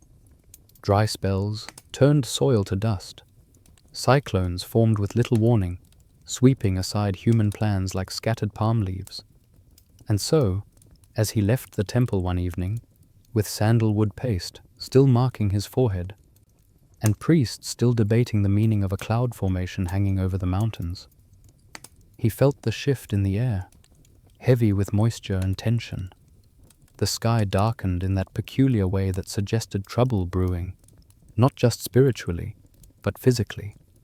He realized that while he had spent countless hours navigating the demands of gods and men, there stood another force waiting just outside the palace gates. Vast, indifferent, and capable of reshaping the kingdom overnight. Nature cared nothing for omens or rituals. It moved according to its own rhythms, and those rhythms were already stirring. And the king would soon learn that no offering, however sincere, could shield him from the storms to come. The sky delivered its warnings with a familiar heaviness, that thick, metallic scent that drifted in just before the first monsoon clouds gathered over the plains. The king watched from his balcony as the horizon darkened, thinking briefly of the priests who claimed these patterns carried spiritual messages. But the farmers didn't care what the stars said. They cared about their fields, whether the rain would come at all, or come with too much fury, or trickle in hesitant intervals that confused the soil and scorched the crops. In ancient India, weather was never merely weather. It was livelihood, survival, the pulse of the entire kingdom. And whenever it shifted out of rhythm, blame traveled upward like smoke from a temple offering, straight to the king. When the monsoons arrived late, farmers gathered in anxious clusters, muttering that the king must have angered someone important, mortal or divine. When the rains arrived early and washed away young seedlings, those same farmers accused him of pushing his luck with unnecessary rituals or ignoring the astrologer's warnings. If the rains were perfect, just the right amount, at the right time, the king received no credit at all. The gods are kind this year, the farmers would say, nodding sagely, never once acknowledging the ruler who funded irrigation and kept grain reserves stocked. But when the skies misbehaved, even slightly, the complaints arrived with alarming speed. Messengers rushed to the palace with grim expressions. Majesty, the western fields are flooded. Majesty, the northern villages have no water. Majesty, the canals are silted and the oxen refuse to plow in mud this deep. Some problems contradicted each other so wildly that the king suspected the land itself was conspiring to confuse him. Floods in one region, drought in another. Crops failing in the lowlands while growing too quickly in the hills. Every report pulled him in a different direction, demanding urgent solutions delivered with the precision of divine intervention. And then there were the farmers. Angry farmers were a force more intimidating than rival kingdoms, more stubborn than elephants, and more vocal than the palace poet on payday. They traveled in groups to the capital, mud still clinging to their feet, and stood before the king with expressions carved from frustration and despair. Majesty, if this continues, we cannot survive the season. Majesty, our granaries are nearly empty. Majesty, what will we feed our children? Their anger wasn't malicious. It was the kind born of desperation, of knowing that nature's unpredictability could erase months of labor in a single night. And the king, who could negotiate with generals, outmaneuver nobles, and debate scholars for hours, found himself helpless before the raw emotion of people simply trying to live. Weather became a political crisis because it squeezed everyone at once. Crops failed, prices rose, merchants panicked, nobles demanded compensation for damaged estates, and the treasury minister aged visibly with every new shipment of dire news. When grain supplies dwindled, whispers of famine spread faster than fire in a dry forest. And famine, the king knew, was more than hunger. It was unrest waiting to ignite. He did everything he could. He released reserves from the royal granaries, lowered taxes temporarily, dispatched engineers to repair embankments, and ordered emergency irrigation channels to be dug. He prayed, performed rituals, consulted experts, and personally visited affected areas to reassure the farmers. Yet even his best efforts struggled against the sheer force of the natural world. Monsoons did not adjust themselves to royal decrees. Droughts did not end because a king frowned at the sky. Storms did not pause politely when they saw royal banners fluttering in the wind. Nature moved on its own terms, indifferent, immense, ancient. And slowly, the king understood a truth that many rulers before him had learned. He could not control the rain, but he could control the systems that responded to it. When fields flooded, functioning drainage saved lives. When rains failed, strong irrigation networks kept villages from collapse. When harvests faltered, well-managed granaries prevented catastrophe. Nature was unpredictable, but infrastructure, roads, canals, reservoirs, wells, offered at least a measure of stability in an otherwise uncertain world. Without it, even a single season of bad weather could break the kingdom. With it, the people stood a chance of enduring whatever storms or droughts the heavens decided to deliver. And so, as the king listened to yet another trembling report about damaged fields and desperate farmers, he realized that the next battle he faced had nothing to do with swords or enemies. It lay beneath his feet, in the roads that needed repairing, the canals that needed widening, and the public works that could transform disaster into resilience. The king soon learned that managing infrastructure was like tending an enormous temperamental garden, one with thousands of roots, branches, and weeds growing in every direction at once. Roads cracked, wells dried out, bridges sagged, canals silted up, reservoirs leaked, and every single failure somehow became a reflection of his personal competence. A pothole in a distant village? Evidence the king was losing focus. A collapsed bridge? Proof he'd offended the gods, with poor engineering decisions apparently. And a blocked canal? Undeniable confirmation that his advisors were asleep at their desks.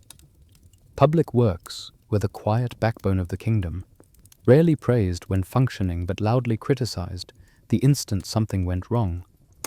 The king oversaw teams of engineers and labor supervisors who worked tirelessly. Yet the problems multiplied faster than solutions.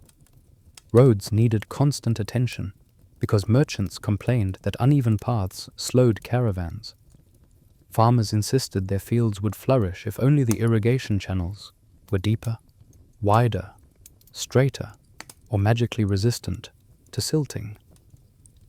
Meanwhile, nobles demanded private wells or exclusive access to reservoirs, claiming their estates were vital cultural centers, despite the fact that their most vital activities seemed to be lavish parties.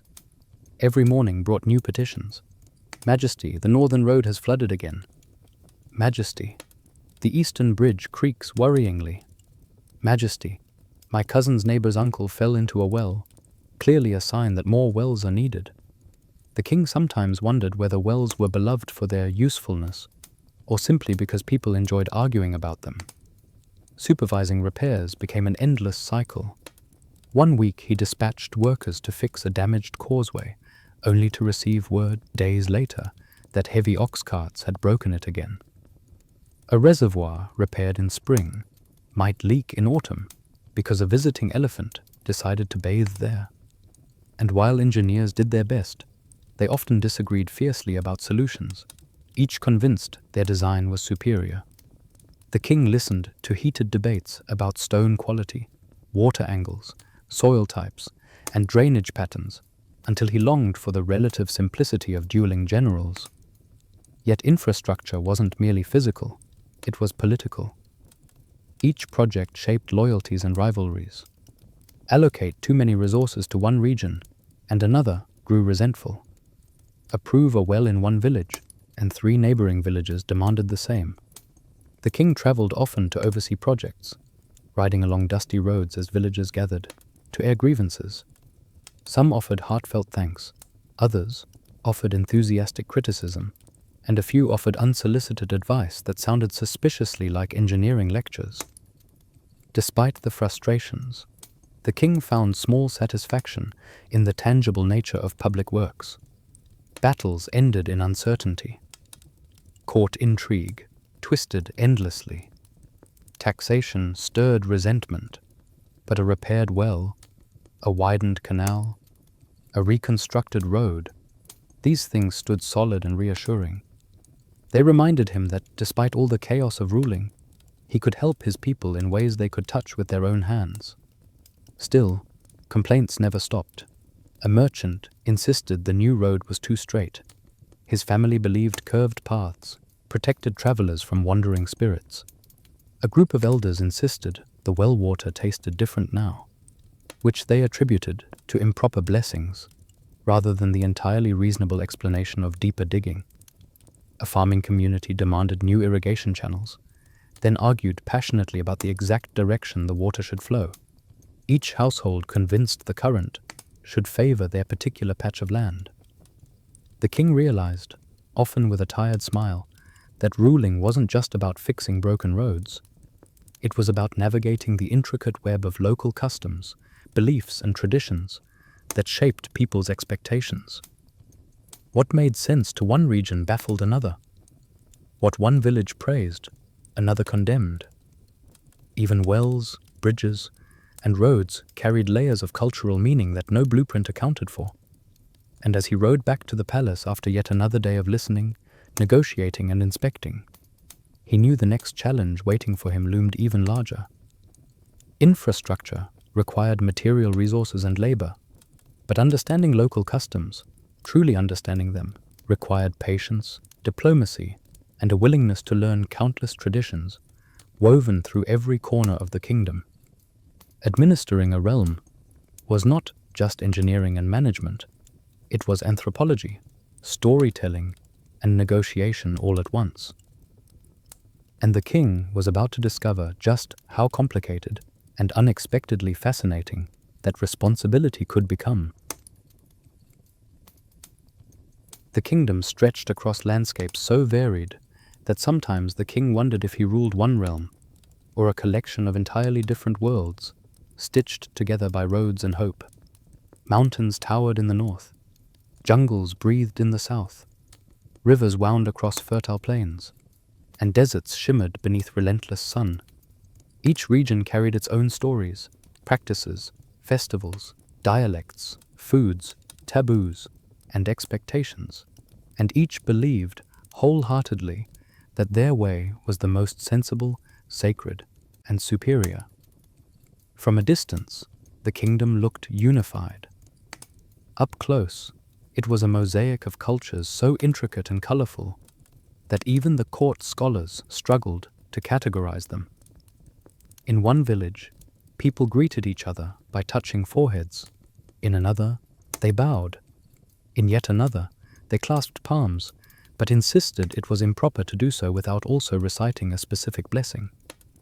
Some communities worshipped river goddesses, others revered mountain spirits, while others honored ancestors through complex rituals requiring precise sequences of offerings. Festivals varied as wildly as the weather. One region danced with painted masks, another held wrestling matches, and a third celebrated by building towering structures of sweetened rice. And the languages, oh, the languages! The king mastered several, yet whenever he traveled, he encountered new dialects that twisted familiar words into unfamiliar sounds. What meant welcome in one region meant mind the goat in another. Once, a well-meaning elder greeted him with a phrase the king later learned translated roughly to, "May your nose never fall off," which, he was assured, was a compliment of the highest order. These differences were beautiful, but they were also maddeningly difficult to govern. A law that pleased one region offended another. A tax relief that benefited a coastal town frustrated the hill tribes. Even measuring land became complicated. Some used strides, others used paces, and a few used the length of a local elder's shadow as the official standard.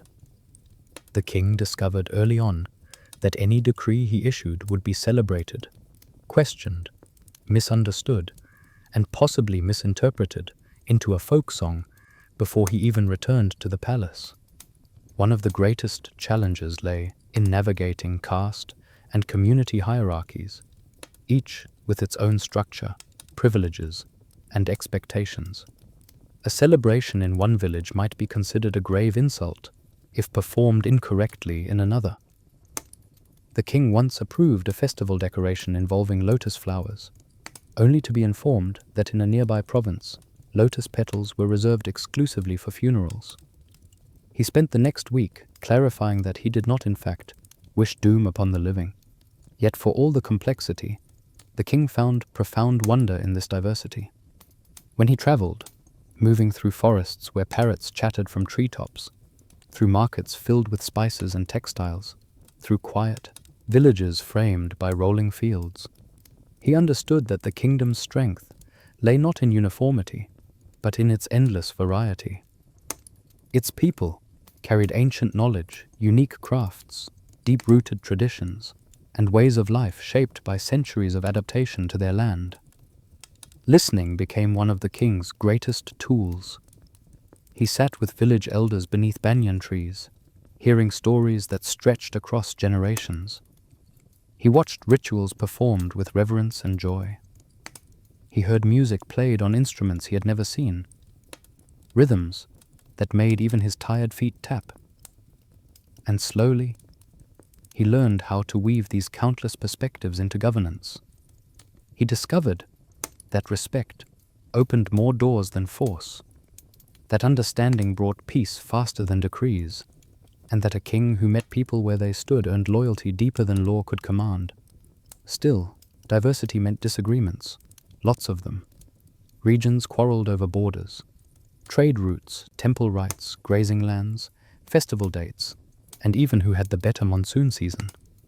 While these disputes rarely resulted in violence, they demanded careful diplomacy. The king often felt like a mediator trapped in a ceaseless debate about whose ancestors were more correct. But it was precisely this swirling blend of cultures that revealed a truth he could no longer ignore. Ruling a kingdom this diverse required more than strength, wisdom, or sacred duty. It required diplomacy, subtle, patient, strategic diplomacy. Understanding people, appeasing rivalries, forming alliances, and negotiating peace had become just as essential as mastering the battlefield. For if war was loud and brutal, diplomacy was quiet and infinitely more delicate. And the king, weary yet determined, soon realized that the next great test of his reign would not involve swords or shields, but words spoken in council chambers and promises forged across fraught conversations. Diplomacy, as he would soon discover, could win or lose a kingdom just as surely as any battle. Diplomacy, the king soon realized, required a very particular skill. The ability to smile warmly while quietly calculating 17 different political consequences for every sentence spoken in the room. Warfare was straightforward in comparison. Chaotic, yes, but honest in its intentions. Diplomacy, on the other hand, demanded elegance, patience, charm, and the capacity to read a person's true motives buried beneath compliments thick enough to float a war elephant. Foreign envoys arrived at the palace with practiced grace, each bearing gifts meant to flatter and impress. Gold ornaments, woven carpets, rare spices, exotic birds, treasures intended to signal friendship, while subtly reminding the king of their own kingdom's wealth. Every gift had meaning, every bow had nuance. Even the length of an envoy's speech conveyed a message. Too short, and it implied disinterest. Too long, and it suggested manipulation.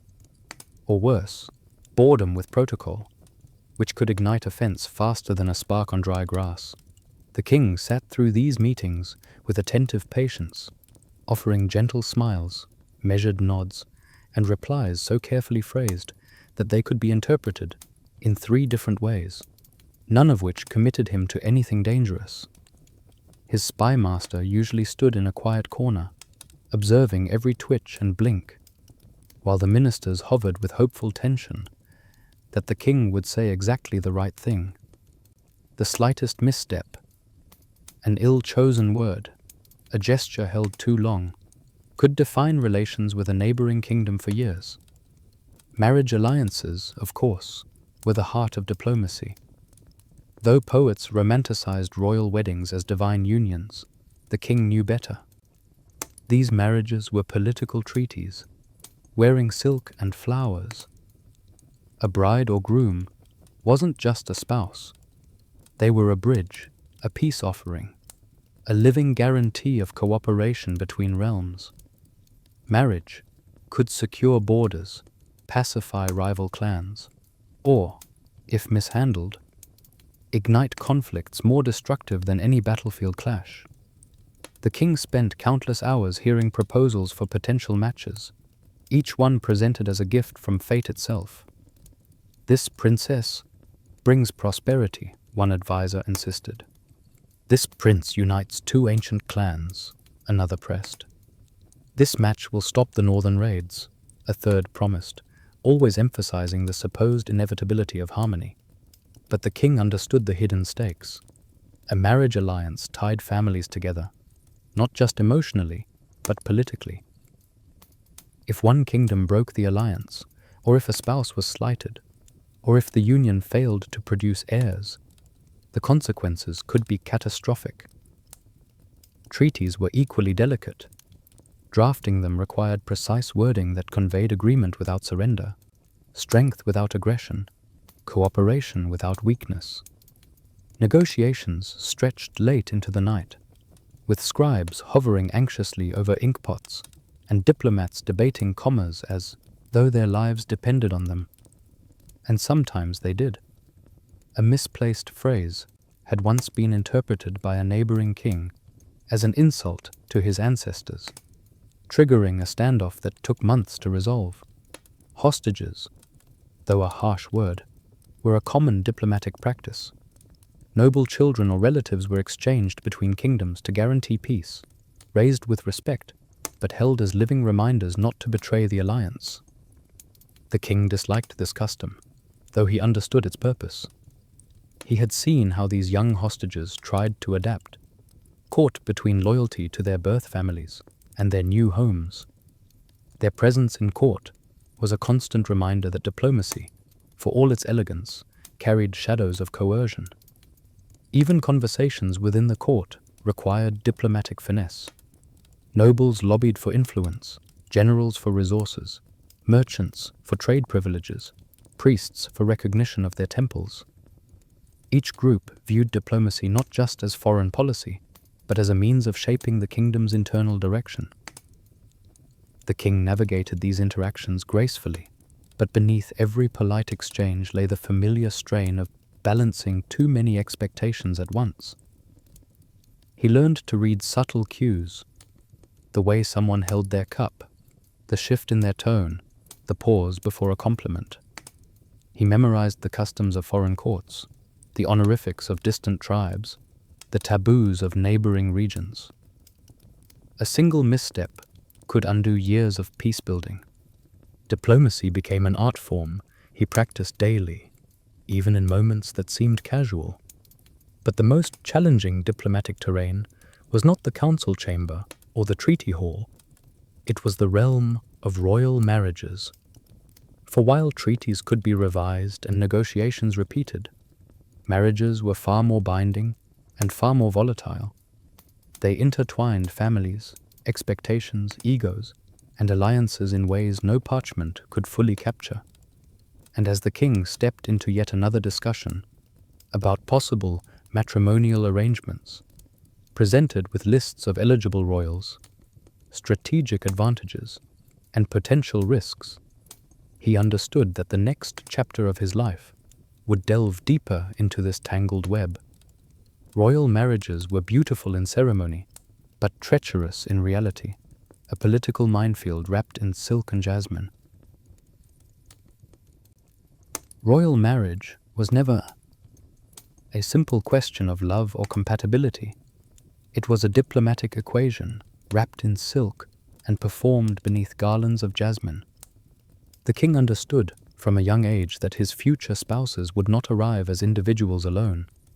They would carry families, clans, alliances, grudges, expectations, and entire political landscapes with them. Marriage, in the royal world, was not just a bond. It was a battlefield, fought with smiles, traditions, and subtle maneuvering rather than swords. Most kings of ancient India had multiple wives, each one representing a different region, lineage, or strategic alliance. In theory, this created harmony across the kingdom. Every faction felt represented, every clan honored, every foreign ally reassured. In practice, it created a household so complicated that even the palace astrologer struggled to chart its emotional climate. The king could win a war with clear strategy, but navigating domestic alliances required instinct, caution, and a level of patience that no battlefield could ever teach. His first queen came from a powerful noble family, graceful, intelligent, and raised with the confidence of someone who knew her marriage shaped the fate of thousands. She managed palace etiquette with effortless authority. But the arrival of the second queen, from a neighboring kingdom eager to seal peace, shifted the balance. Suddenly, what had been calm seas became waters stirred by undercurrents invisible to the untrained eye. Each wife had her own attendants, her own quarters, her own customs, and her own silent competition for influence. None could be seen openly vying for power. That would have been improper. But every gesture, every conversation, every choice of jewelry or festival offering carried unspoken messages. A slightly larger garland, a more elaborate sari, a gift to the temple made at the exact same time as another wife's ritual. These subtle acts formed their own language, a language of rivalry understood perfectly by everyone in the palace. The king tried to remain neutral, but neutrality itself became suspicious. Spend too much time in one queen's courtyard, and the others fell silent in a way that felt far more ominous than any battlefield quiet. Praise one queen's charity work, and another might interpret it as a slight against her own contributions. Even visiting the gardens could become complicated if the wrong set of attendants happened to be strolling nearby. Privacy was a luxury. Misinterpretation a certainty. Children added another layer of delicate complexity. Each queen hoped her son, or occasionally her daughter, would rise in status, securing her influence within the palace. While the king loved his children equally, their mothers viewed lineage with fierce protectiveness. A compliment directed toward one prince could cause an entire faction to whisper excitedly about future succession implications. Even a child's performance in archery practice could spark speculation among palace watchers. Festivals became diplomatic performances in their own right. During celebrations, the queens stood together, adorned in radiant jewels and attire representing their regions. Outwardly, harmony prevailed. Inwardly, comparisons bloomed. Who received the loudest applause?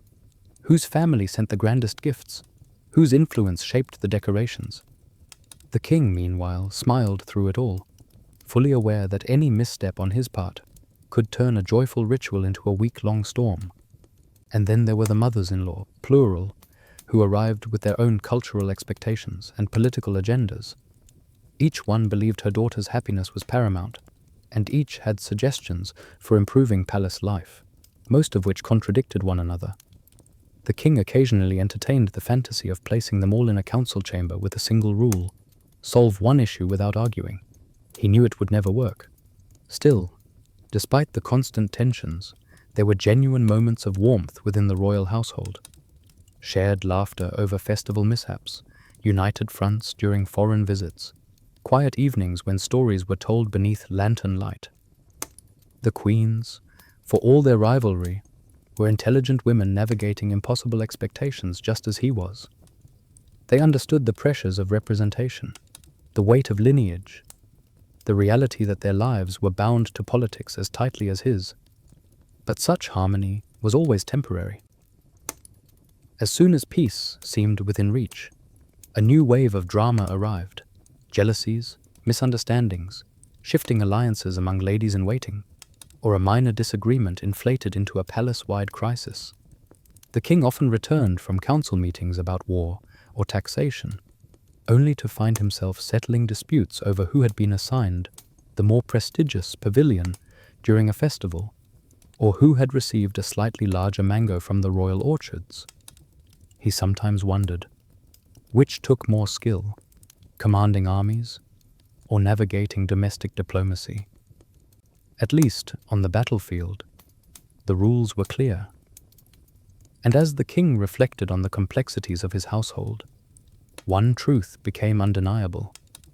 If the spouses carried political rivalries, their children and extended families carried even more.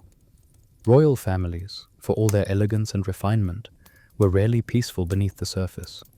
And the king was about to confront just how turbulent family dynamics could become when power, pride, and lineage intertwined. Royal fatherhood, at least in theory, should have been a tender, fulfilling experience filled with proud moments and gentle teaching. In reality, raising princes was a uniquely stressful exercise in preventive disaster management. The king loved his sons, truly, deeply, but he also slept with one eye open, fully aware that history was littered with princes who hastened their father's retirement through suspiciously convenient accidents. Ancient India admired strong heirs, but it did little to discourage overly enthusiastic ambition. From the moment a prince learned to walk, someone in the palace began whispering about destiny. Priests predicted greatness. Tutors insisted brilliance was inevitable. Courtiers lined up to offer gifts, not out of affection, but out of early investment in future power. With every encouraging word, each child took one more step toward believing he was the rightful heir, regardless of birth order. And so, sibling rivalry began in the nursery, long before the princes could pronounce the word succession, though they understood perfectly what it meant. The eldest son, raised with the expectation of inheriting the throne, grew up trying to embody kingly virtues, but even he was not immune to the pressure. When he practiced archery, younger brothers watched critically. When he recited scripture, cousins smirked. When he displayed confidence, Someone would sigh dramatically and mutter, "Such pride, unhealthy for one who has yet to prove himself." The poor boy couldn't win, except technically he was supposed to. The younger sons, meanwhile, had their own storyline, living in the shadow of the heir. This often produced two kinds of personalities: those who accepted their secondary role with mild grumbling, and those who decided they would rather rewrite the rules of succession entirely.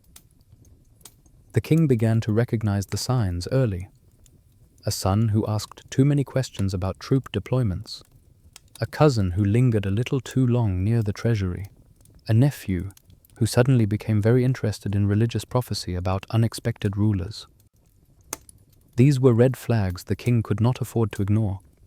Training the princes only added to the tension. Their education mirrored his own. Vedas, diplomacy, warfare, philosophy, statecraft. But now he saw the emotional turbulence beneath it. When the princes practiced swordplay, the clashing steel carried more meaning than technique. When they debated philosophy, their arguments sounded suspiciously like political manifestos. And when they rode horses together, the king made sure instructors supervised closely. Sibling rivalries had a notorious habit of escalating. Court politics poured fuel on these sparks. Ministers formed quiet preferences. Nobles whispered about which prince showed true kingliness, and foreign emissaries sent gifts to specific heirs, pretending it was mere affection. Even the palace poet contributed unintentionally to the tension. One flattering verse about a particular prince could trigger days of sulking, speculation, or heated arguments in the women's quarters. The queens, naturally, defended their children with fierce devotion. Each mother believed her son possessed unique wisdom, unmatched skill, and a destiny written in stars, visible only to her. The king found himself navigating complaints such as, "Your Majesty, why does the archery master praise her son more than mine? Is it fair that the crown prince received a new horse first? My son's horoscope is superior. You should consider this in future planning." He sometimes wondered whether the queens wanted peace or simply wanted their sons to win. Yet amid all this, he loved his children. He saw their strengths, their innocence, their flaws. He saw the weight placed upon them before they were old enough to bear it. He tried to teach fairness, responsibility, humility. He tried to remind them that being royal meant serving the kingdom, not conquering it. Still, he couldn't deny the truth. Each prince lived under a shadow shaped by ambition, his own or someone else's. As the years passed, the princes grew taller, sharper, and more aware of their positions. Their questions became pointed. Their glances at one another grew calculating. The king felt the tension deepen like cracks forming beneath the palace floor. Rivalries that had once been childish now carried sharper edges. Late at night, he sometimes lay awake pondering succession. Choosing an heir was meant to be straightforward, governed by tradition. But tradition rarely accounted for human nature: jealousy, pride, fear, desperation. And he had seen enough history to know how succession crises could devour entire kingdoms, turning brother against brother and plunging realms into chaos. He tried to postpone the inevitable. He tried to hope his sons would mature into harmony. But harmony was fragile in royal families, and ambition aged into something far more dangerous. As he grew older, and the throne's weight pressed deeper into his bones, the king sensed that the storm of succession would not wait politely for his retirement. It brewed quietly, relentlessly, gathering force in whispers and glances long before he was ready to face it. As the king aged, the golden throne that once seemed distant and shimmering now loomed as a source of constant dread, not for the power it conferred, but for the chaos it invited. Succession, that supposedly sacred and orderly transition of authority, was the most terrifying puzzle of royal life. Everyone wanted the crown. No one wanted the responsibility. And everyone believed, deep down or loudly, that destiny favored them. Whispers filled the palace long before the king made any formal declaration. Ministers held discreet meetings behind carved doors. Generals exchanged skeptical glances during council sessions. Court astrologers were suddenly very busy analyzing planetary alignments, interpreting omens, and conveniently discovering ancient verses that seemed to support whichever prince their preferred faction favored.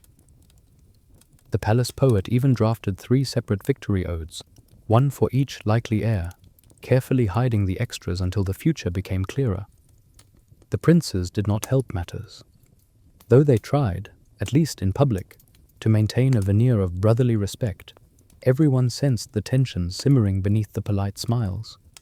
One son attended council meetings with excessive enthusiasm, clearly hoping to appear more responsible than his rivals. Another cultivated friendships with key nobles, pretending it was coincidence that he invited the wealthiest and most influential ones to private dinners. A third sought the blessings of sages, returning with cryptic prophecies that he recited within earshot of his brothers. Meanwhile, the queens turned into full-time campaign managers. Each argued passionately for her son's virtues: courage, wisdom, charm, posture, and conveniently overlooked his flaws. Their supporters in the palace amplified the drama. Every act of kindness by one prince became a reason he should be king. Every minor misstep by another became proof he was unfit. A dropped spear during training sparked a week of rumors. A forgotten greeting to a noble elder spiraled into accusations of arrogance.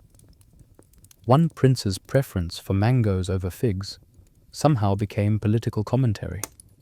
The king, watching all this unfold, felt a headache settle into his skull like a permanent resident.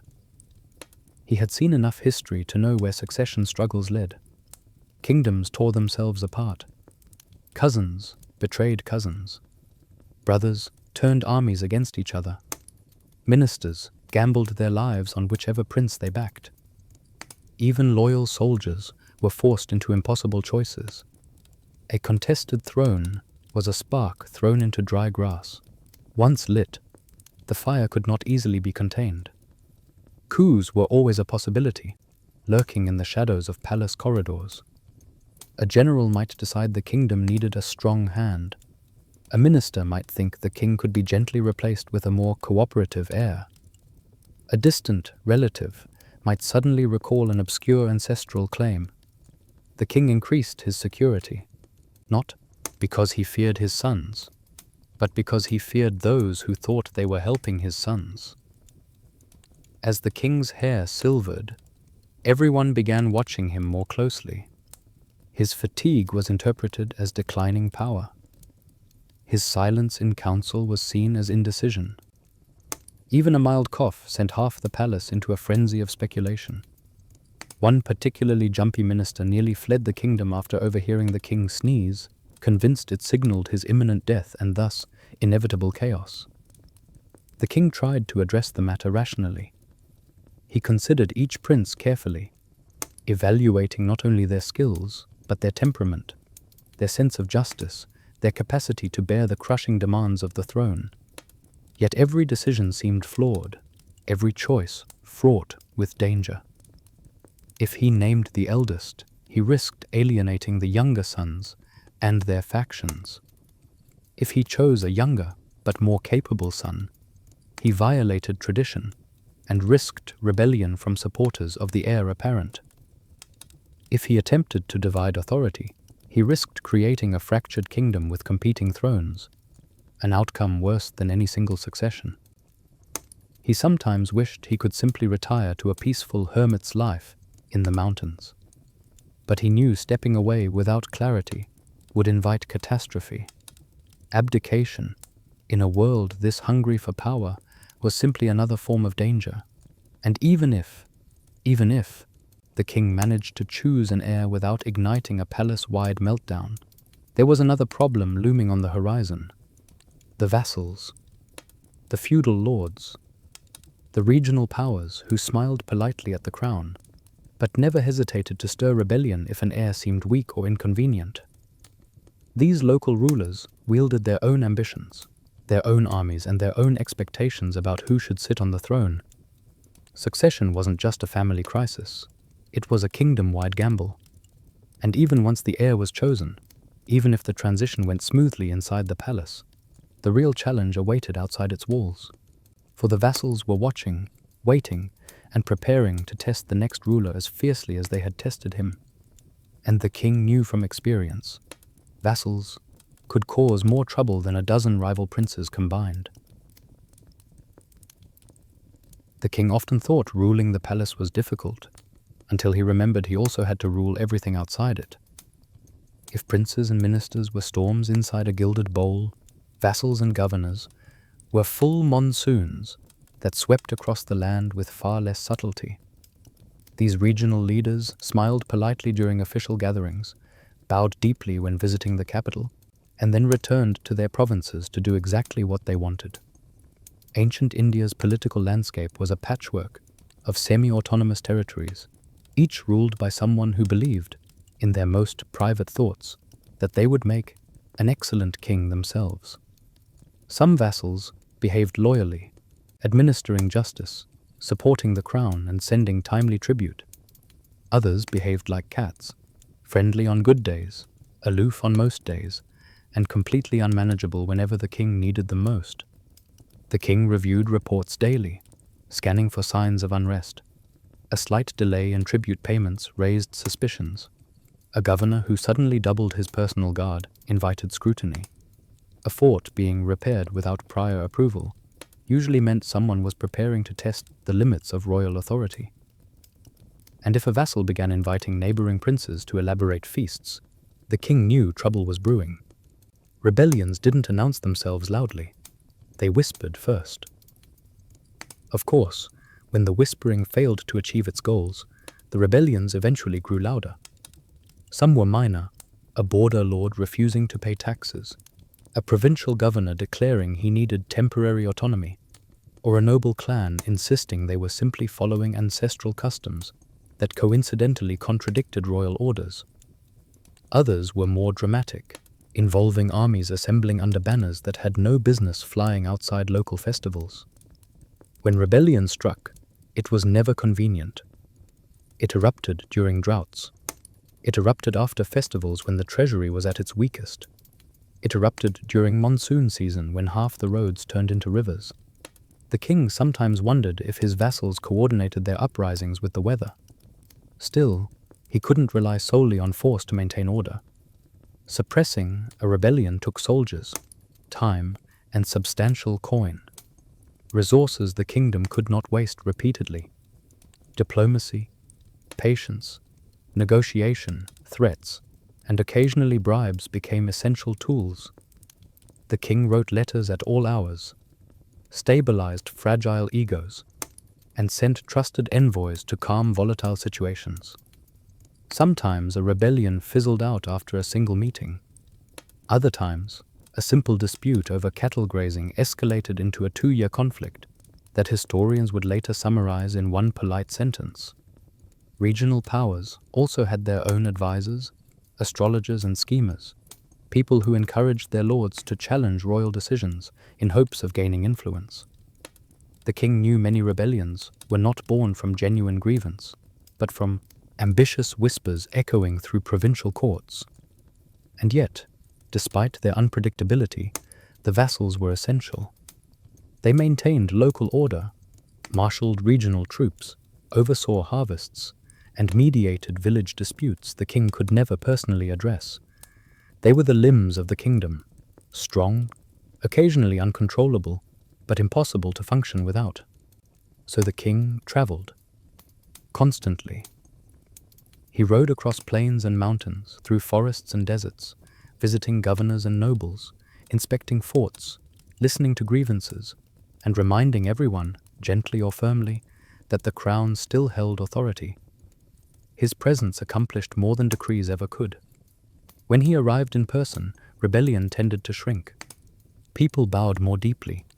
Governors suddenly remembered their obligations. Tribute flowed in with renewed enthusiasm. The king's presence turned potential fires into manageable embers. But the cost of this constant travel was exhaustion. He spent weeks away from home, sleeping in tents, forts, monasteries, and guest houses of varying structural reliability. Some nights, he listened to jackals howling outside. Others, he endured political dinners, where governors made painfully obvious attempts at flattery. And still, he pressed onward, because the moment he stayed too long in the capital, some region somewhere assumed he was distracted. Maintaining order was a never-ending journey, one that demanded stamina, patience, and the ability to eat politely, while a provincial chief proudly served him something unidentifiable from our sacred tradition. Yet these travels revealed something else as well. Details of geography, culture, hardship, and hope that no report could capture. He understood his kingdom better on the road than in any council chamber. And it was on one of these long journeys, feeling the comforting sway of an elephant's gait beneath him, that the king realized something important. To truly rule, he had to see everything with his own eyes. The land, the people, the struggles. They could not be understood from a throne. But constant travel also meant constant risk. Roads could be dangerous, weather unpredictable, and unexpected challenges always waited just beyond the next hill. As the king pressed on, he understood that travel was not just duty, it was survival. And soon he would face the many hardships, hazards, and peculiar experiences that came with being a king, eternally on the move. Royal tours sounded glamorous in legends. Majestic processions, cheering crowds, elephants draped in jewels, and musicians announcing the king's arrival with triumphant melodies. In reality, royal travel was a test of endurance disguised as ceremony. The king spent far more time bouncing along uneven roads, squinting through dust, and politely accepting unidentifiable dishes from well-meaning villagers than he ever spent, basking in grandeur. If the palace was a swirling storm of intrigue, the open road was a relentless reminder that comfort was a luxury meant to be admired from afar. The journey always began with optimism. The king mounted his elephant or horse, banners fluttered, courtiers bowed, and the royal entourage set out with the pomp expected of a great sovereign. But within the first few hours, the glamour evaporated. Dust coated every traveler from head to toe. The sun beat down mercilessly. The roads, if they could be called roads, shifted between bumpy, muddy, rocky, or entirely theoretical. Even the royal elephant snorted in protest when asked to navigate paths that looked more suited to goats than war animals. Meals were another adventure. In each region, villagers offered their best food, prepared with heartfelt pride, and the king accepted graciously. Some dishes were delicious. Others were mysteriously textured experiences that defied description. He tasted curries so spicy they made his eyes water in front of entire communities who watched eagerly for his reaction. He swallowed sour, fermented delicacies with a kingly smile, even as his stomach tried to negotiate surrender. He chewed roots, herbs, and desserts so sticky they threatened to glue his jaw shut. Declining any dish was unthinkable. The people took great pride in feeding their ruler. And then there were the speeches. Every stop along the tour required a speech, sometimes multiple.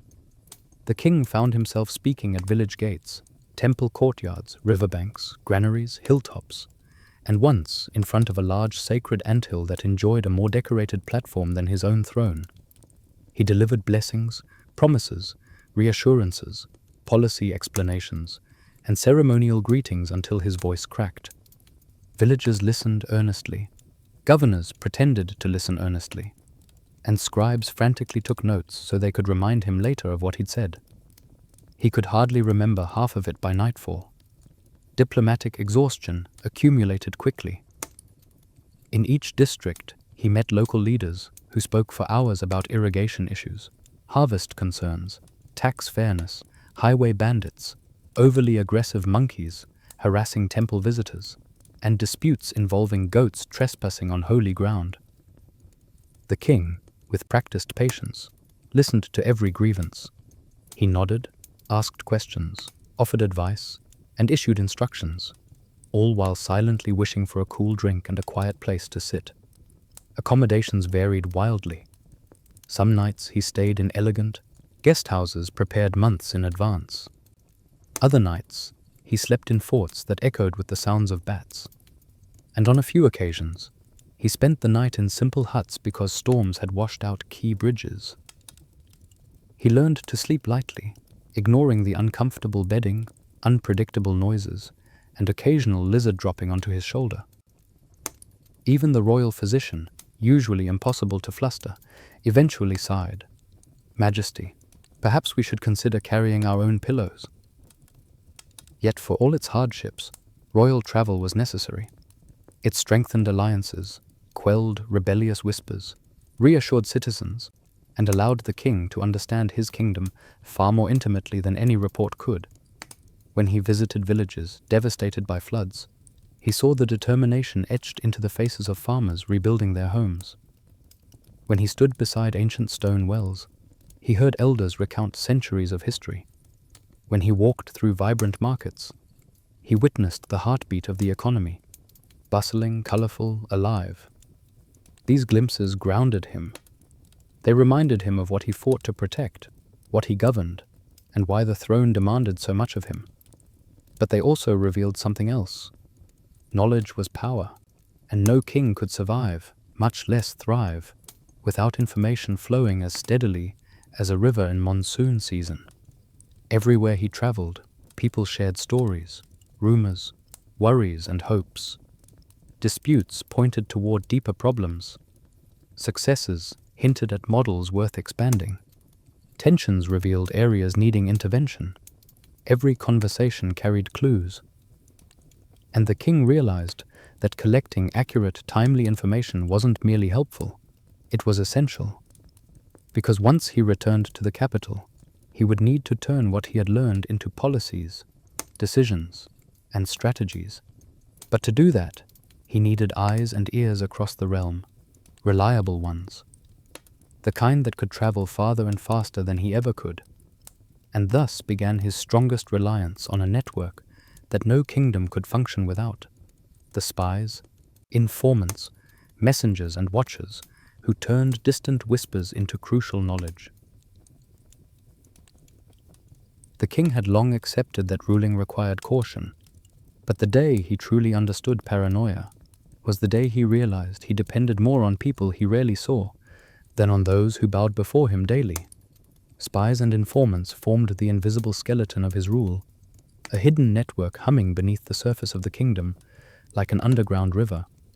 Without them, he would have been blind. With them, he often felt he saw too much.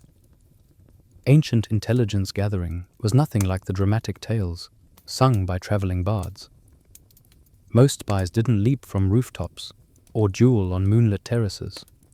Instead, they blended so seamlessly into everyday life that even the king struggled to imagine who they really were.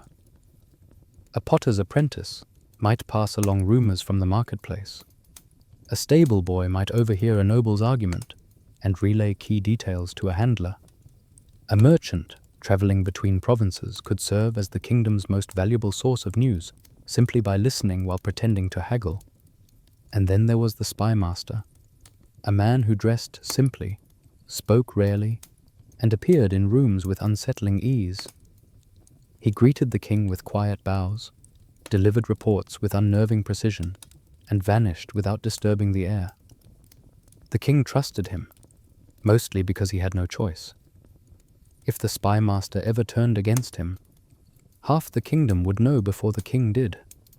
Reports arrived at all hours. Late at night, a messenger might slip into the king's study with word of a vassal raising suspicious troops. At dawn, a scroll might reveal that a foreign ambassador had been overheard questioning the king's strength. In the middle of a council meeting, A coded message might arrive warning of unrest in a distant province or deceit brewing in a noble household. And these messages were almost always correct, terrifyingly so. With this information came responsibility. Knowing things others didn't was useful, but it was also isolating. He could not confront enemies directly without betraying his sources. He could not act too quickly without revealing his methods. Sometimes he had to pretend ignorance, allowing minor tensions to continue publicly, while he dealt with them quietly through intermediaries. Diplomacy became a performance within a performance. And of course, not all intelligence was equally reliable. Informants carried their own agendas. Some exaggerated threats to gain favor. Others downplayed danger to protect allies. A few simply misheard gossip and created phantom crises. The king had once dispatched an entire diplomatic envoy to resolve what turned out to be a drunken argument between two merchants about whose village grew better mangoes. After that fiasco, he insisted every report be verified twice, sometimes 3 times. The sheer volume of information, accurate or not, created anxiety. Even while he tried to rest, his mind sorted through names, rumors, maps, troop counts, heiresses of dubious loyalty, disgruntled landowners, and trade guilds with suspiciously coordinated complaints. Paranoia became a quiet companion, never loud, but always present. A cheerful visitor could be a spy. A gift could carry hidden symbolism.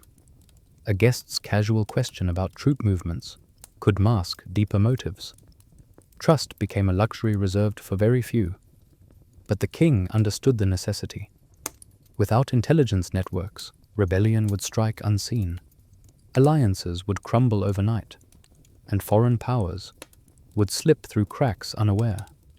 The spies kept him alive. They kept the kingdom stable. They revealed truths hidden behind smiles, ceremonies, and polished diplomatic language.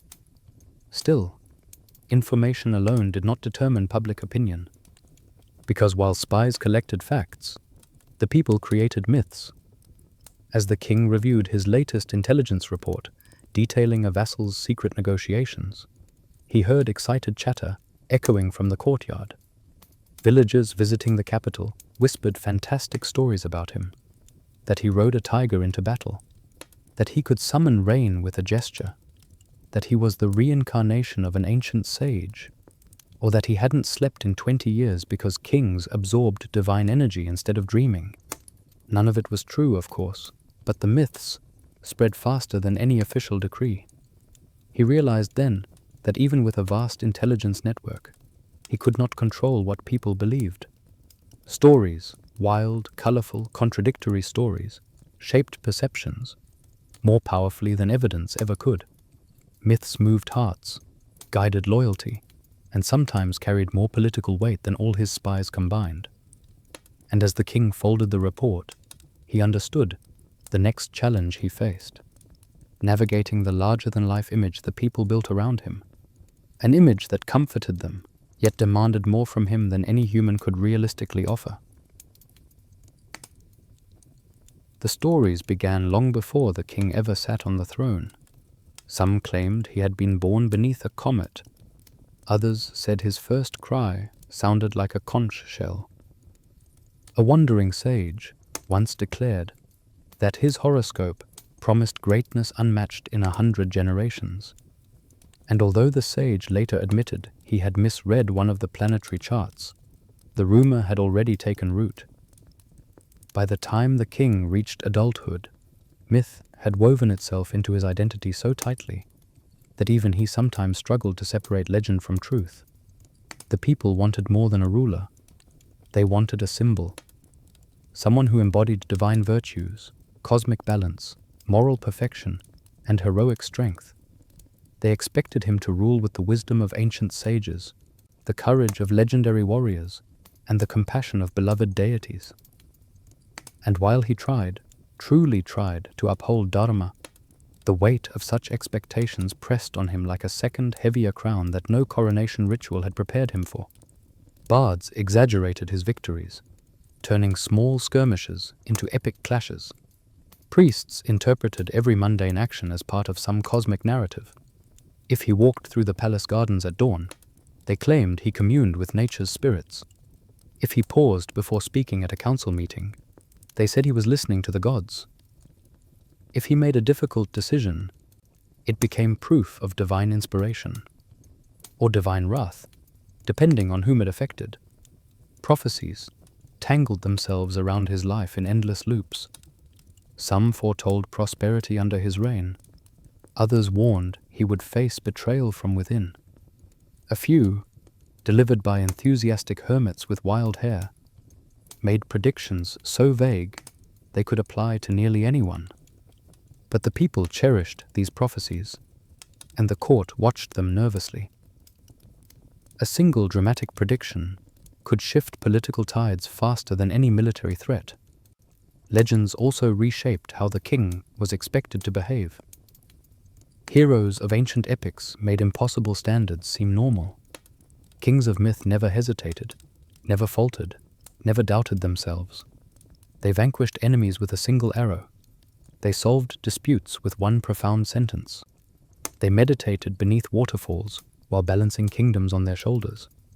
Compared to these divine paragons, a living king, subject to fatigue, hunger, illness, and flawed judgment, felt painfully human. But the people did not want human. They wanted celestial. Priests often reinforced this expectation. Majesty, they would say, you must perform this ritual to maintain cosmic harmony. Or, Majesty, the kingdom thrives when you embody righteousness. Even the astrologers added their own pressure. The alignment of planets requires you to act decisively today. It was all sincere, all rooted in tradition, but it created a world in which the king could not simply be a man making difficult choices. Every decision was a symbol, every hesitation, sign, every mistake, a warning from the universe. Mythology also influenced politics more directly. If a neighboring kingdom believed their ruler fulfilled an ancient prophecy, they might behave more boldly or foolishly. Vassals who claimed descent from divine figures demanded special privileges. Clans invoked ancestral myths to justify land disputes. Even the court poet took full advantage of the era's love for legend, embellishing events until they bore only a faint resemblance to reality. Once, he wrote that the king's mere gaze calmed a raging bull. The king, who remembered fleeing that very bull, could only hope no one asked him to demonstrate the feat again. Still, these stories served a purpose. They inspired loyalty among the people, united diverse communities, and provided hope during uncertain times. When drought struck, myth reminded them the king would find a way. When enemies threatened, prophecy assured them victory would come. The king became the living vessel of these beliefs, comforting, uplifting, and dangerously unrealistic. Yet the burden of these expectations crept into places legends never mentioned. In private moments, the king wondered if he was failing by simply being human. If he showed sorrow, people called it divine empathy. If he showed stress, they called it an omen. If he tried to express vulnerability, the court panicked and assumed disaster was imminent. And so he learned to wear composure like armor. But armor grows heavy, especially when carried year after year. The myths that lifted the people's spirits sometimes crushed his own. He could not escape the knowledge that he was judged not only on what he did, but on what legends insisted he should be. As he stood on his balcony one evening, watching the setting sun dye the sky gold, he felt the quiet ache of expectations pressing against his ribs. He knew he would continue to serve, to strive, to embody the virtues the world demanded. But he also knew something else, something that would follow him into the deepest chambers of his heart. Even kings, wrapped in prophecy and legend, felt the weight of emotions no myth ever acknowledged. And in those emotions lay a truth he rarely voiced. Ruling did not just exhaust the body and mind, it exhausted the soul. Even surrounded by thousands, a king was often the loneliest person in the kingdom. The halls of the palace echoed with footsteps, voices, music, and activity at all hours, yet none of it touched the quiet center of his life, the place where decisions were made, doubts were carried, and fears were stored away like fragile scrolls hidden in a private chamber. He was always visible, always watched, always discussed, yet rarely understood. In the same way the sun shines over everyone while standing utterly alone in the sky, the king lived at the center of the realm, and apart from it at the same time. People bowed to him wherever he went. Ministers awaited his commands. Priests awaited his blessings. Generals awaited his orders. His family expected fairness. His subjects expected compassion. His enemies expected strength. Everyone needed something from him, and he tried, honestly, to give what he could. But with every request granted, every reassurance spoken, every burden carried, a small part of him retreated inward, seeking rest that never quite arrived. There were moments he felt companionship, laughing with his children, sharing quiet meals with trusted advisors, listening to musicians in the courtyard during breezy evenings. Yet even in those warm moments, a part of him remained alert, aware that the line between closeness and danger was thinner for him than for anyone else. A joke, taken the wrong way, could become a rumor. A personal worry spoken aloud could be twisted into a sign of weakness. His words had weight, even when he wished they didn't. Sometimes he longed to speak freely, to say, "I am tired," without sparking panic across the palace. But kings were not allowed to be tired. Weariness, like vulnerability, was interpreted as prophecy. If he frowned one morning, people whispered that the kingdom faced looming disaster. If he walked slowly after a restless night, ministers debated whether he was ill. Even solitude raised suspicion. A king who sought quiet must be contemplating something dramatic after all. So he learned to smile gently, even when his heart felt heavy. He learned to listen intently, even when his mind was frayed. He learned to stand tall, even when his spirit wished to sit for just a moment longer. These habits, polished over years, became his armor, the silent emotional shield worn beneath the visible crown. Night offered some relief. In the dim glow of oil lamps, when the corridors finally hushed and the world ceased demanding answers, he could sit alone and release the breath he had held since sunrise. Yet even then, solitude brought its own ache. For in those quiet hours, he faced thoughts he could not share. Worries about his children's futures, fears of making the wrong choice, memories of fallen companions, the haunting awareness that no matter how much he gave, someone somewhere believed he had failed them. He sometimes walked through the palace gardens after midnight, accompanied only by the soft chirping of crickets and the rustle of leaves, stirred by warm breezes. The moonlight made statues glow, and fountains glimmer, transforming the world into something gentler, softer, easier to bear. These were the moments he cherished, the moments when he could be not the king, but simply a man watching the sky. Yet even then, loneliness lingered like a shadow that extended behind him no matter how far he walked. For at its core, kingship was isolation. The higher the seat of power, the fewer people one could speak to without caution. The crown separated him not only from his enemies but from his friends, his family, and sometimes even from himself. Every ruler throughout history knew this truth, though it was rarely spoken aloud. And as the years passed, this loneliness did not simply remain. It deepened, settling into his bones like the ache of old wounds. The faces around him changed. Loyal ministers grew old, trusted generals retired, children became adults with their own ambitions. New advisors arrived with untested loyalty.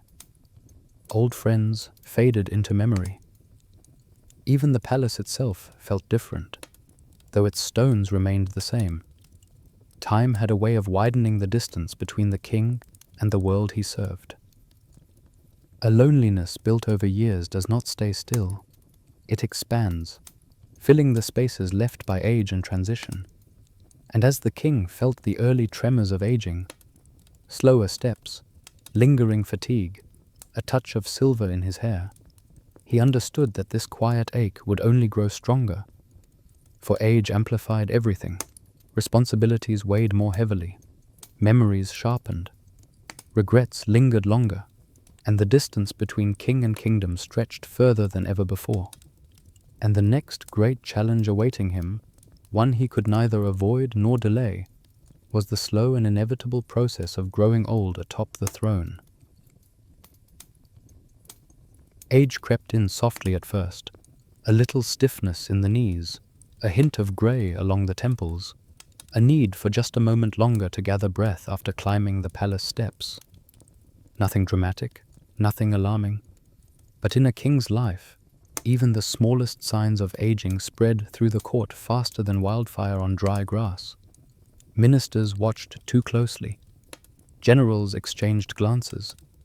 Priests cleared their throats and mentioned auspicious dates for transition planning, as though subtly hinting that even heaven preferred younger rulers. The king felt the shift long before anyone spoke it aloud. Once, courtiers hung on his every word.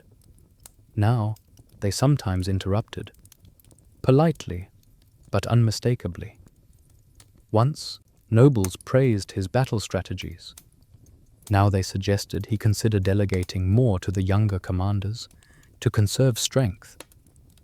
Even the palace poet, ever eager to flatter, had begun composing verses about the wisdom of age and the gentle dusk of a heroic reign, which sounded suspiciously like preludes to an elegy.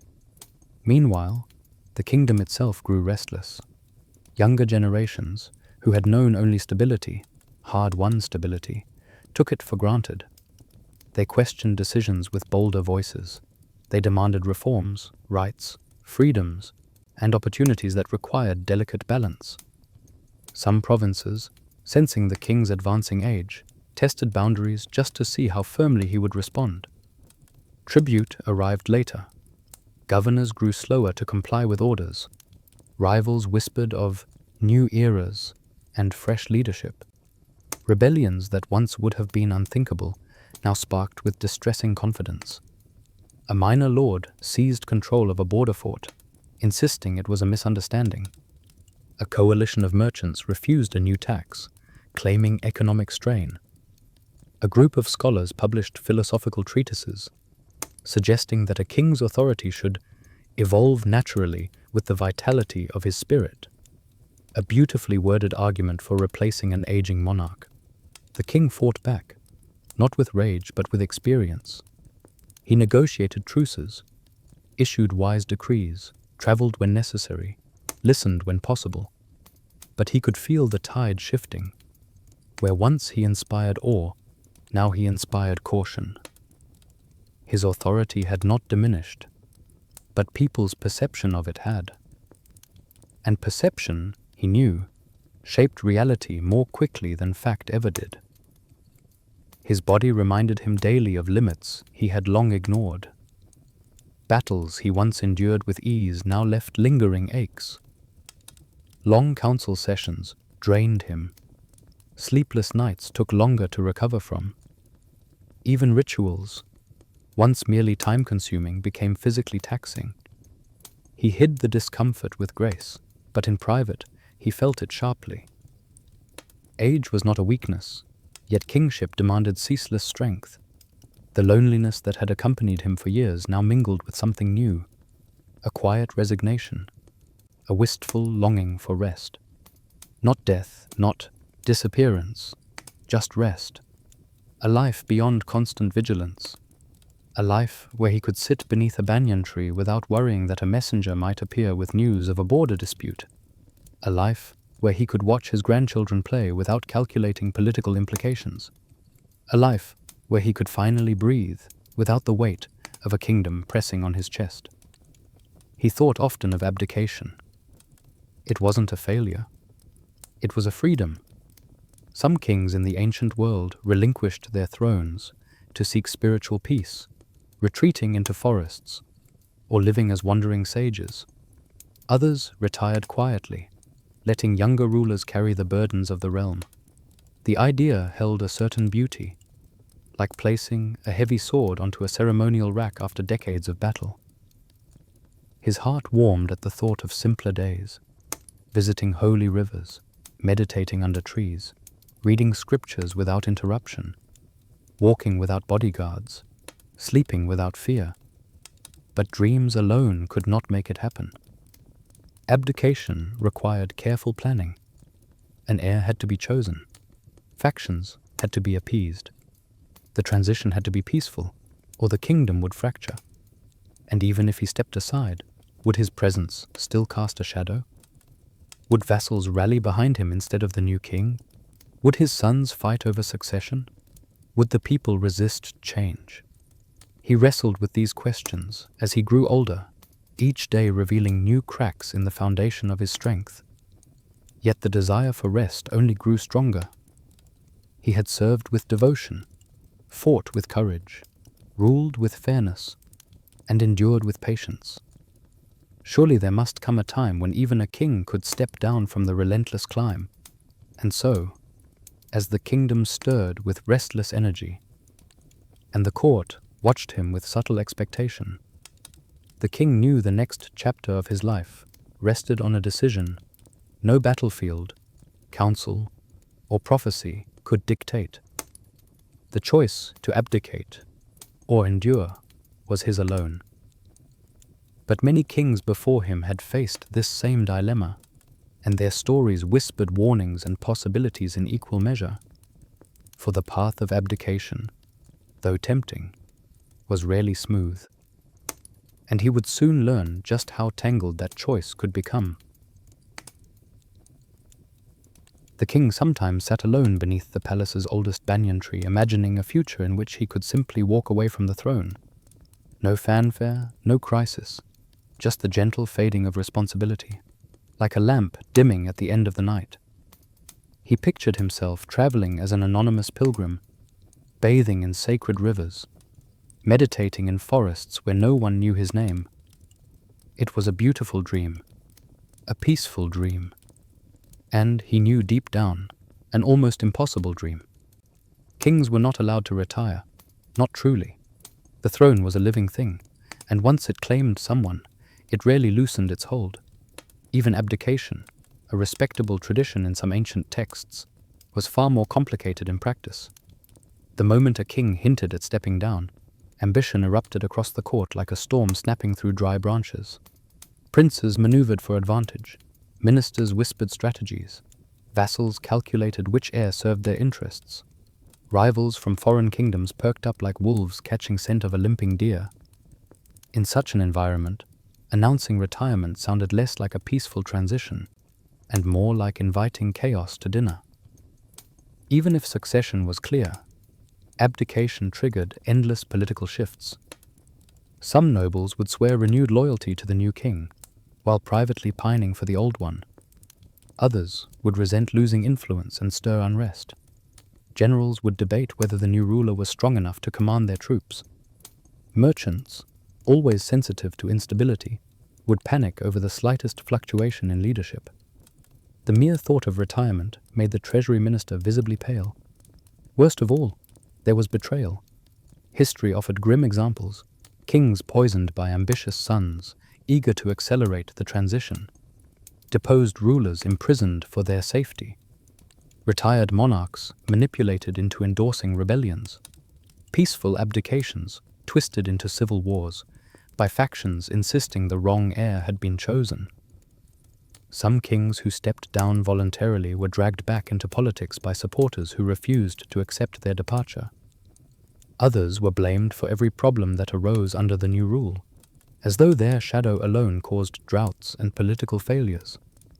Then there were the spiritual expectations.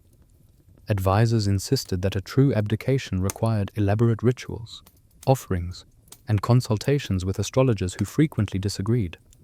One might say the king should step down immediately to catch an auspicious planetary moment. Another claimed the stars demanded he wait 5 more years. Meanwhile, the priests insisted the kingdom's cosmic balance depended on a seamless transition. Everyone agreed on one thing. The king himself had very little say in how or when he should retire.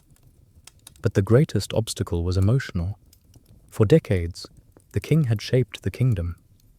Every law, every festival, every battlefield victory, every irrigation canal, every school, every temple, they were pieces of his life scattered across the land. To walk away meant surrendering the identity he had carried for so long that he scarcely remembered life before it. Who was he, if not king? Could he bear to watch someone else make decisions for the realm he had sacrificed everything to protect? There were nights he nearly convinced himself to stay on the throne until death, simply to avoid the turmoil. Yet there were other nights, quiet, lonely nights, when the longing for peace felt sharper than duty. He dreamed of simple joys, rising without urgent reports waiting, choosing how to spend his day, speaking freely without fear of misinterpretation, seeing the kingdom not from a throne, but from the perspective of an ordinary man. But kings did not get to be ordinary. And so he lived between longing and duty, caught in the paradox of leadership. He wanted to rest, but the kingdom depended on his strength. He wanted peace, but peace unraveled without careful hands. He wanted freedom, but even freedom for him came with consequences. He knew he could not rule forever. His body reminded him daily. His hair had turned almost entirely silver. His voice grew softer. His hands, once steady in battle, trembled slightly when he wrote. The time for a successor was approaching. The storm of transition loomed, yet he also understood that the end of a king's reign was not simply an ending. It was a beginning of something else. A story shaped as much by legacy as by final decisions. His last days as king would echo through generations. How he chose to act now would determine whether he was remembered with reverence, caution, or regret. And as he gazed across the kingdom he had served his entire life, he felt a quiet, solemn truth settling into him. The time had come to think, not just about stepping down, but about what he would leave behind. For legacy, more than power or responsibility, shaped the final chapters of every ruler's life. And the king's legacy was about to guide him into the closing stretch of his long, tumultuous journey. In the final stretch of his reign, time seemed to soften around the king, blurring the boundaries between memory and present moment. He moved more slowly now, not out of weakness, but with a thoughtful grace shaped by years of experience. Each sunrise felt like an old friend arriving to sit beside him. Each sunset, a gentle reminder that nothing, not even the greatest of burdens, lasts forever. The palace still bustled with life, but he no longer felt compelled to chase every demand. Instead, he watched, listened, and reflected on the long road he had traveled. He spent more hours in the palace gardens, walking beneath the ancient trees that had witnessed the rise and fall of generations. Here, he could think without interruption. He remembered his childhood lessons, his earliest battles, the faces of friends lost to time, the weight of the crown placed on his head when he was barely old enough to understand it. He saw clearly the triumphs and mistakes woven together, inseparable, forming the tapestry of his life. And though he had once judged himself harshly for every misstep, age brought compassion. He realized that no king, no human, could carry the expectations of gods without occasionally stumbling. Dharma, that guiding force he had tried so diligently to uphold, now revealed itself in different shades. In his youth, it had seemed rigid and absolute. Now he understood it as a living path, shifting like light on water. Sometimes Dharma demanded action, other times restraint. Sometimes it required unyielding strength, other times the courage to let go. He saw that following Dharma had never meant perfection. It meant sincerity. And in that sincerity, he found a comfort deeper than any victory parade or royal title. The people still revered him. When he appeared in public, crowds gathered, offering blessings, flowers, and prayers for his health. But these gestures no longer stirred pride. They stirred gratitude. He felt an immense tenderness toward the kingdom he had served, imperfections and all. The land had shaped him just as he had shaped it. The rivers and forests, the villages and cities, the festivals and rituals, all had become part of him. Even the rebellions, the intrigue, the heartaches, they had carved wisdom into his soul. He met often with his chosen successor, guiding him gently, passing down not only knowledge, but understanding. He did not lecture. He did not command. Instead, he shared stories. How diplomacy required patience, even when one's heart burned with frustration. How battle demanded clarity rather than rage. How leadership meant embracing both triumph and blame. The young heir listened with bright eyes and steady focus, and the king felt, for the first time in years, a quiet easing within his chest. The future no longer frightened him. As the days passed, he withdrew gradually from public life. Ministers consulted him less. The new heir took on more responsibilities. The palace adapted around these shifts with a natural rhythm, as though exhaling after holding its breath for too long. And the king, rather than feeling diminished, felt lighter, free in small, subtle ways. He slept more peacefully. He found joy in simply watching birds gather near the lotus pond, or hearing the distant laughter of children chasing each other across the courtyard. He understood now that endings were not losses. They were fulfillments. One evening, as he sat on a terrace overlooking the fading horizon, he felt an immense stillness settle over him, like the kingdom itself was holding its breath in gentle anticipation. He closed his eyes, letting the breeze brush across his cheeks, carrying with it the scents of jasmine and warm earth. For the first time in a long while, he allowed himself to feel tired, not as a burden, but as a well-earned truth. He had lived fully, fought fiercely, ruled wisely, and loved deeply. And as the stars emerged one by one, shimmering like distant temple lamps, he sensed that the story of his life was completing its circle, not with fanfare, not with sorrow, but with the quiet dignity of a lamp dimming after a long night.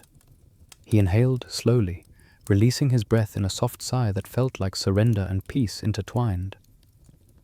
His journey, with all its trials and triumphs, had brought him here, to a moment where he could finally rest. And as the gentle night gathered around him, he prepared to step into the quiet that awaited, guiding us softly toward the final chapter of his long, weary, and deeply human tale. In the final season of his life, the king returned often to the old banyan tree, the one whose roots twisted deep into the earth, and whose branches reached out like welcoming arms. It had watched him grow from a curious boy into a determined prince, then into a ruler who carried the weight of countless lives on his shoulders.